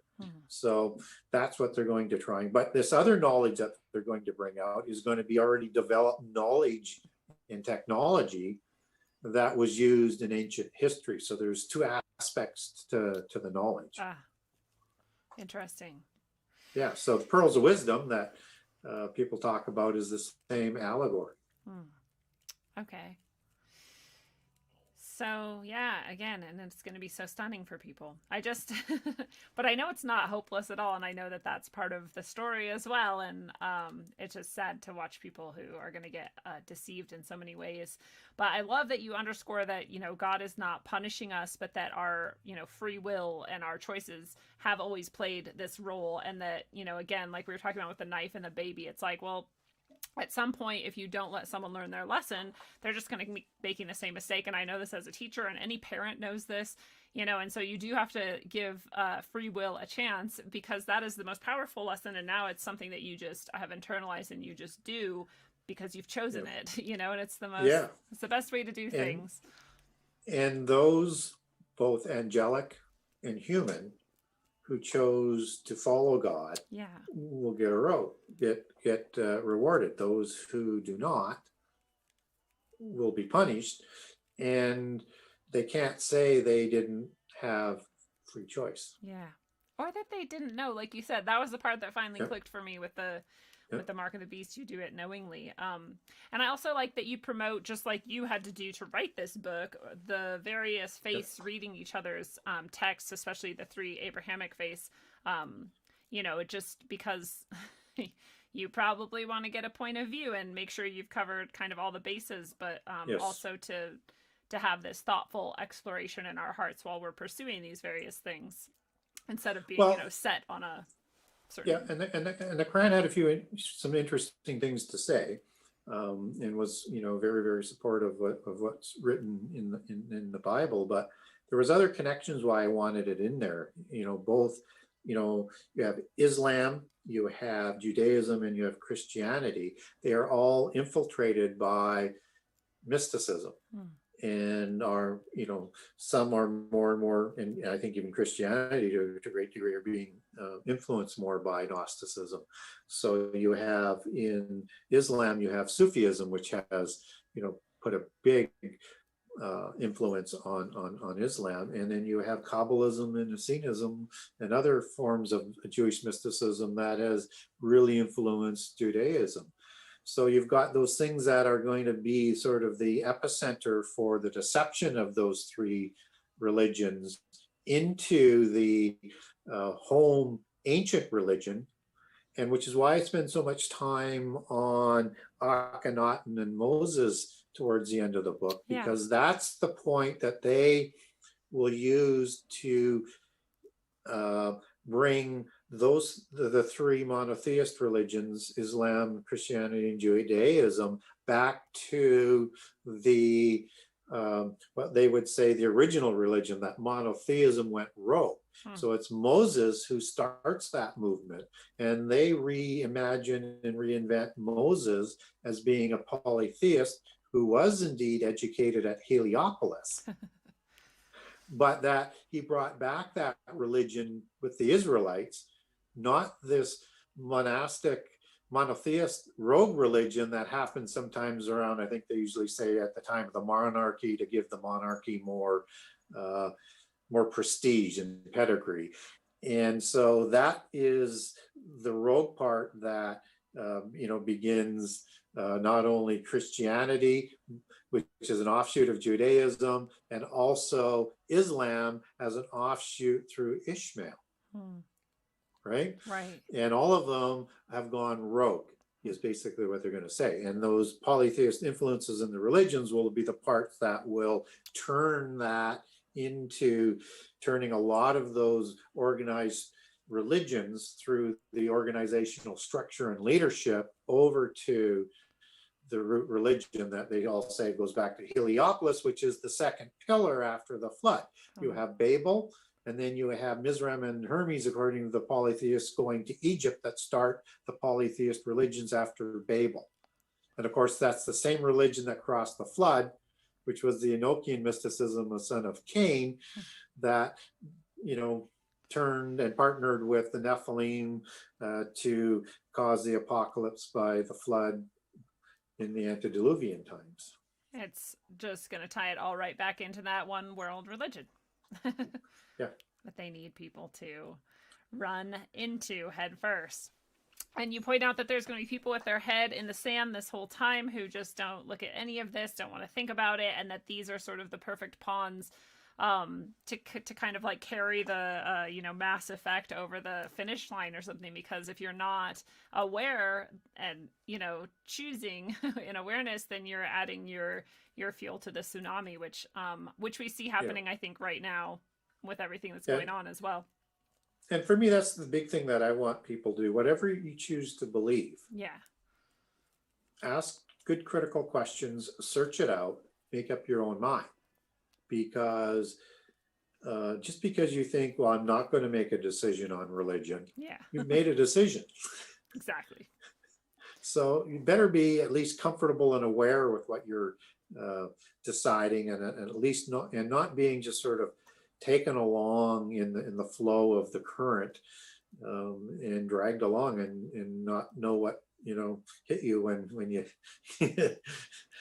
when the end time comes. So that's really what I want people to do. And obviously I want everybody to I would prefer everybody to hear the calling from God, right? And to hear that voice and to awaken and shrug off the way of the world and the belief system of the world and see everything anew again. But at the end of the day, at least make your own decision on it. Yes, which is our free will. That's our choice. So we should exercise it because we have it. And you remind us at the end to choose God, be loyal, be patient, be respectful, help others, prepare to endure, and be a light in the darkness that is surely coming. And I wonder if you have any other final thoughts or words for people as we close down. Well, I think we need to be understanding that nobody should want to be part of the end time. Yeah. Like it is truly going to be awful. I don't want to know. And we're just, if we are in the end time right now, we're just in the birth pangs, and those will increase in intensity as we go and get worse. Yeah. And so, but if we are, then it's really important that we role model who we are, what we are. And we're not trying to be like old-time Baptist ministers, because we want people to hear the calling of God. So we need to take down the barriers so that they can hear what we're saying, understand what we're saying, and not be driven away by what we're saying. And that's the only way we're going to save more people. And if we don't, then, and I know many will get caught up into it, is that we will actually look like crazy people. And we'll play into the hands of the polytheists. We'll say we'll be able to isolate Christians because of our approach. So if we can approach it in the right way and be those models, if we could be like the Christians in Rome, and there will come a time when that patient endurance is what we're asked to do. But in the meantime, we have the ability to plant seeds. And so we can plant seeds in the right way. And even if people don't come over now, if they start to say, wait a minute, this is starting to happen, I'm starting to see that, they'll remember. And that's what I think we need to do more of. Well said. It's like, put your judgment aside, leave that to someone who knows better than you, and just come from your heart, like you said, let them see who we actually are. I love that. And let's make sure to remind people where they can go to get this amazing book, which is the most well-written, well-researched, logical, rational thing that I've ever read. Uh, seriously, from an unbiased, I mean, I just picked it up to see what it was like, and I was like, this is, you really understand like actual logic and thought and put things together very clearly and very, very well established fact in there. So I just can't emphasize that enough. So where can people grab that and have their own journey through this beautiful text? The best place to go to get the book is on my website, which is the Genesis6conspiracy.com with the number 6conspiracy.com. And I've got a generous excerpt of all 98 chapters on the website. So you'll get a good feel for whether it's the right book for you or not. And if you want to get a signed copy, you can order one through there. And if you want to get a Kindle version, you can click over to the Kindle version and get a digital format, or you could also go over and get it from Amazon through my website or barnesandnoble.com to buy a copy as well. And it's also available on most online bookstores. And if you wanted to support your local bookstore, which probably needs a lot of help these days, my book is distributed by Bookmasters, out of Pennsylvania, so they probably don't have it on the shelf in the local bookstore, but they can order it in for you through Bookmasters. And for a lot of the things that I talk about in the book, or if we were talking about earlier today, like body, soul, and spirit, which I don't really cover off in the book, I have a lot of documents that I offer that go way deeper.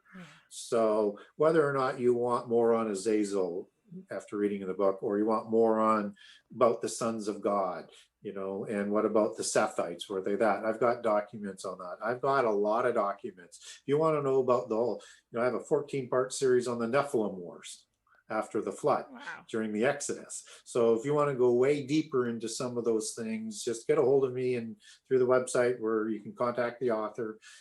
It's got my email address in there. And just say, do you have a document on this? Or just ask me a question. I'll get back to you.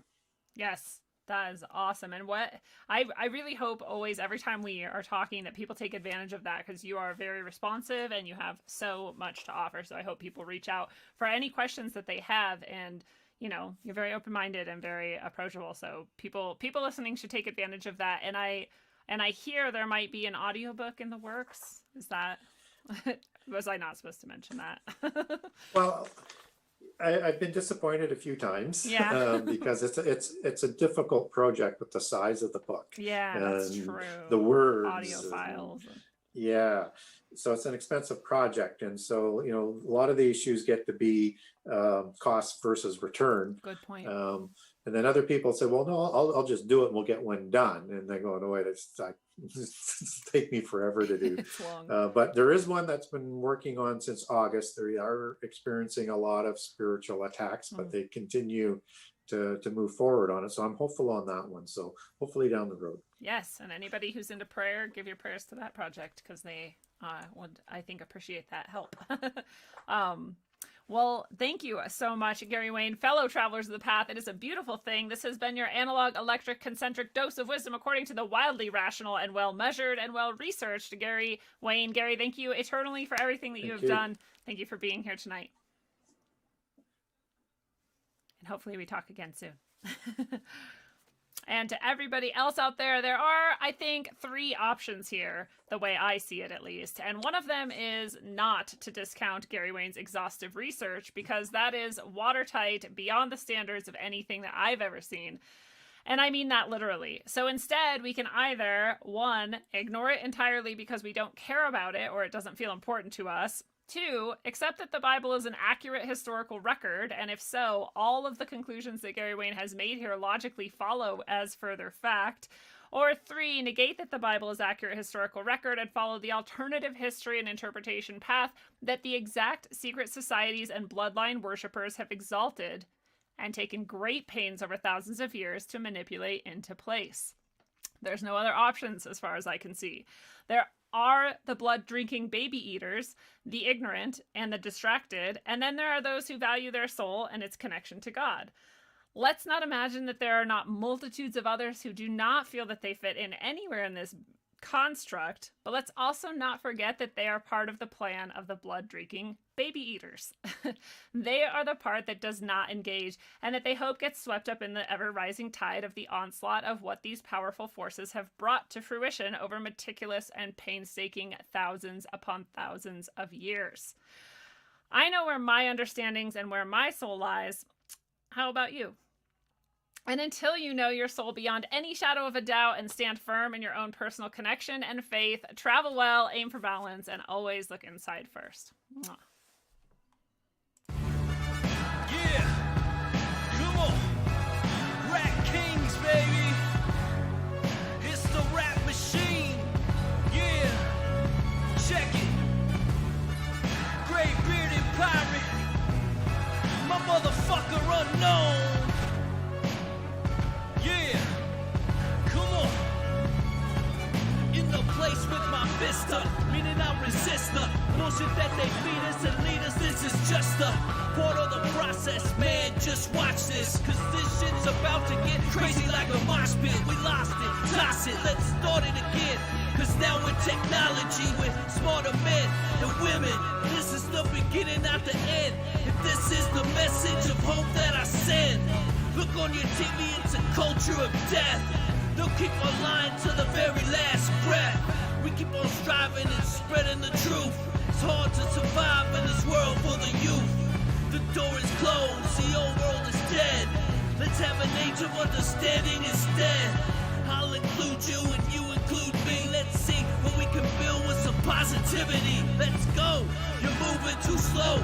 Let me see your hands if you know what I know. Come on.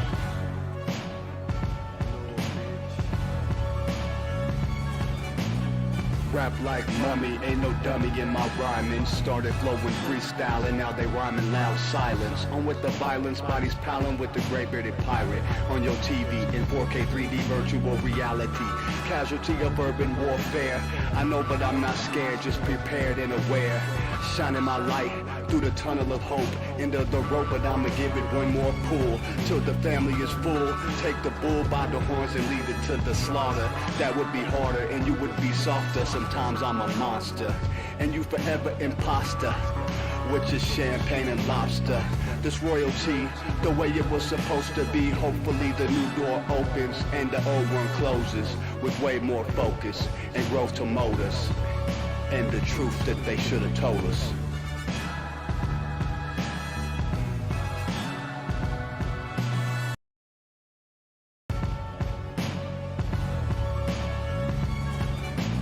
Glued to them screens, it's a plot to drop the IQ. Fighting amongst each other over rulers that don't like you. Prefer us trapped in melancholy with the wood wands of holly. Suggestions that a flicker rate to camouflage the folly. Attempted mental robbery, executed sloppily. The paupers see this mockery and walk the talk with me. Put the hands up to touch the Akasha, cause you know deep down there's something bigger than your wallet. Everyone got a gift, everyone got a light. They want you to forget that ish, cause they can't dim the bright. The positive vibration takes you past the sign shackles. From the sewers and the alleys in the moving castles. Who these assholes really serving with an exposed Achilles surgeon around the corner lurking to prove ascension trumps perversion. Learn them to catch fish and unplug the signal. Show them the simpletons now build the fucking temples.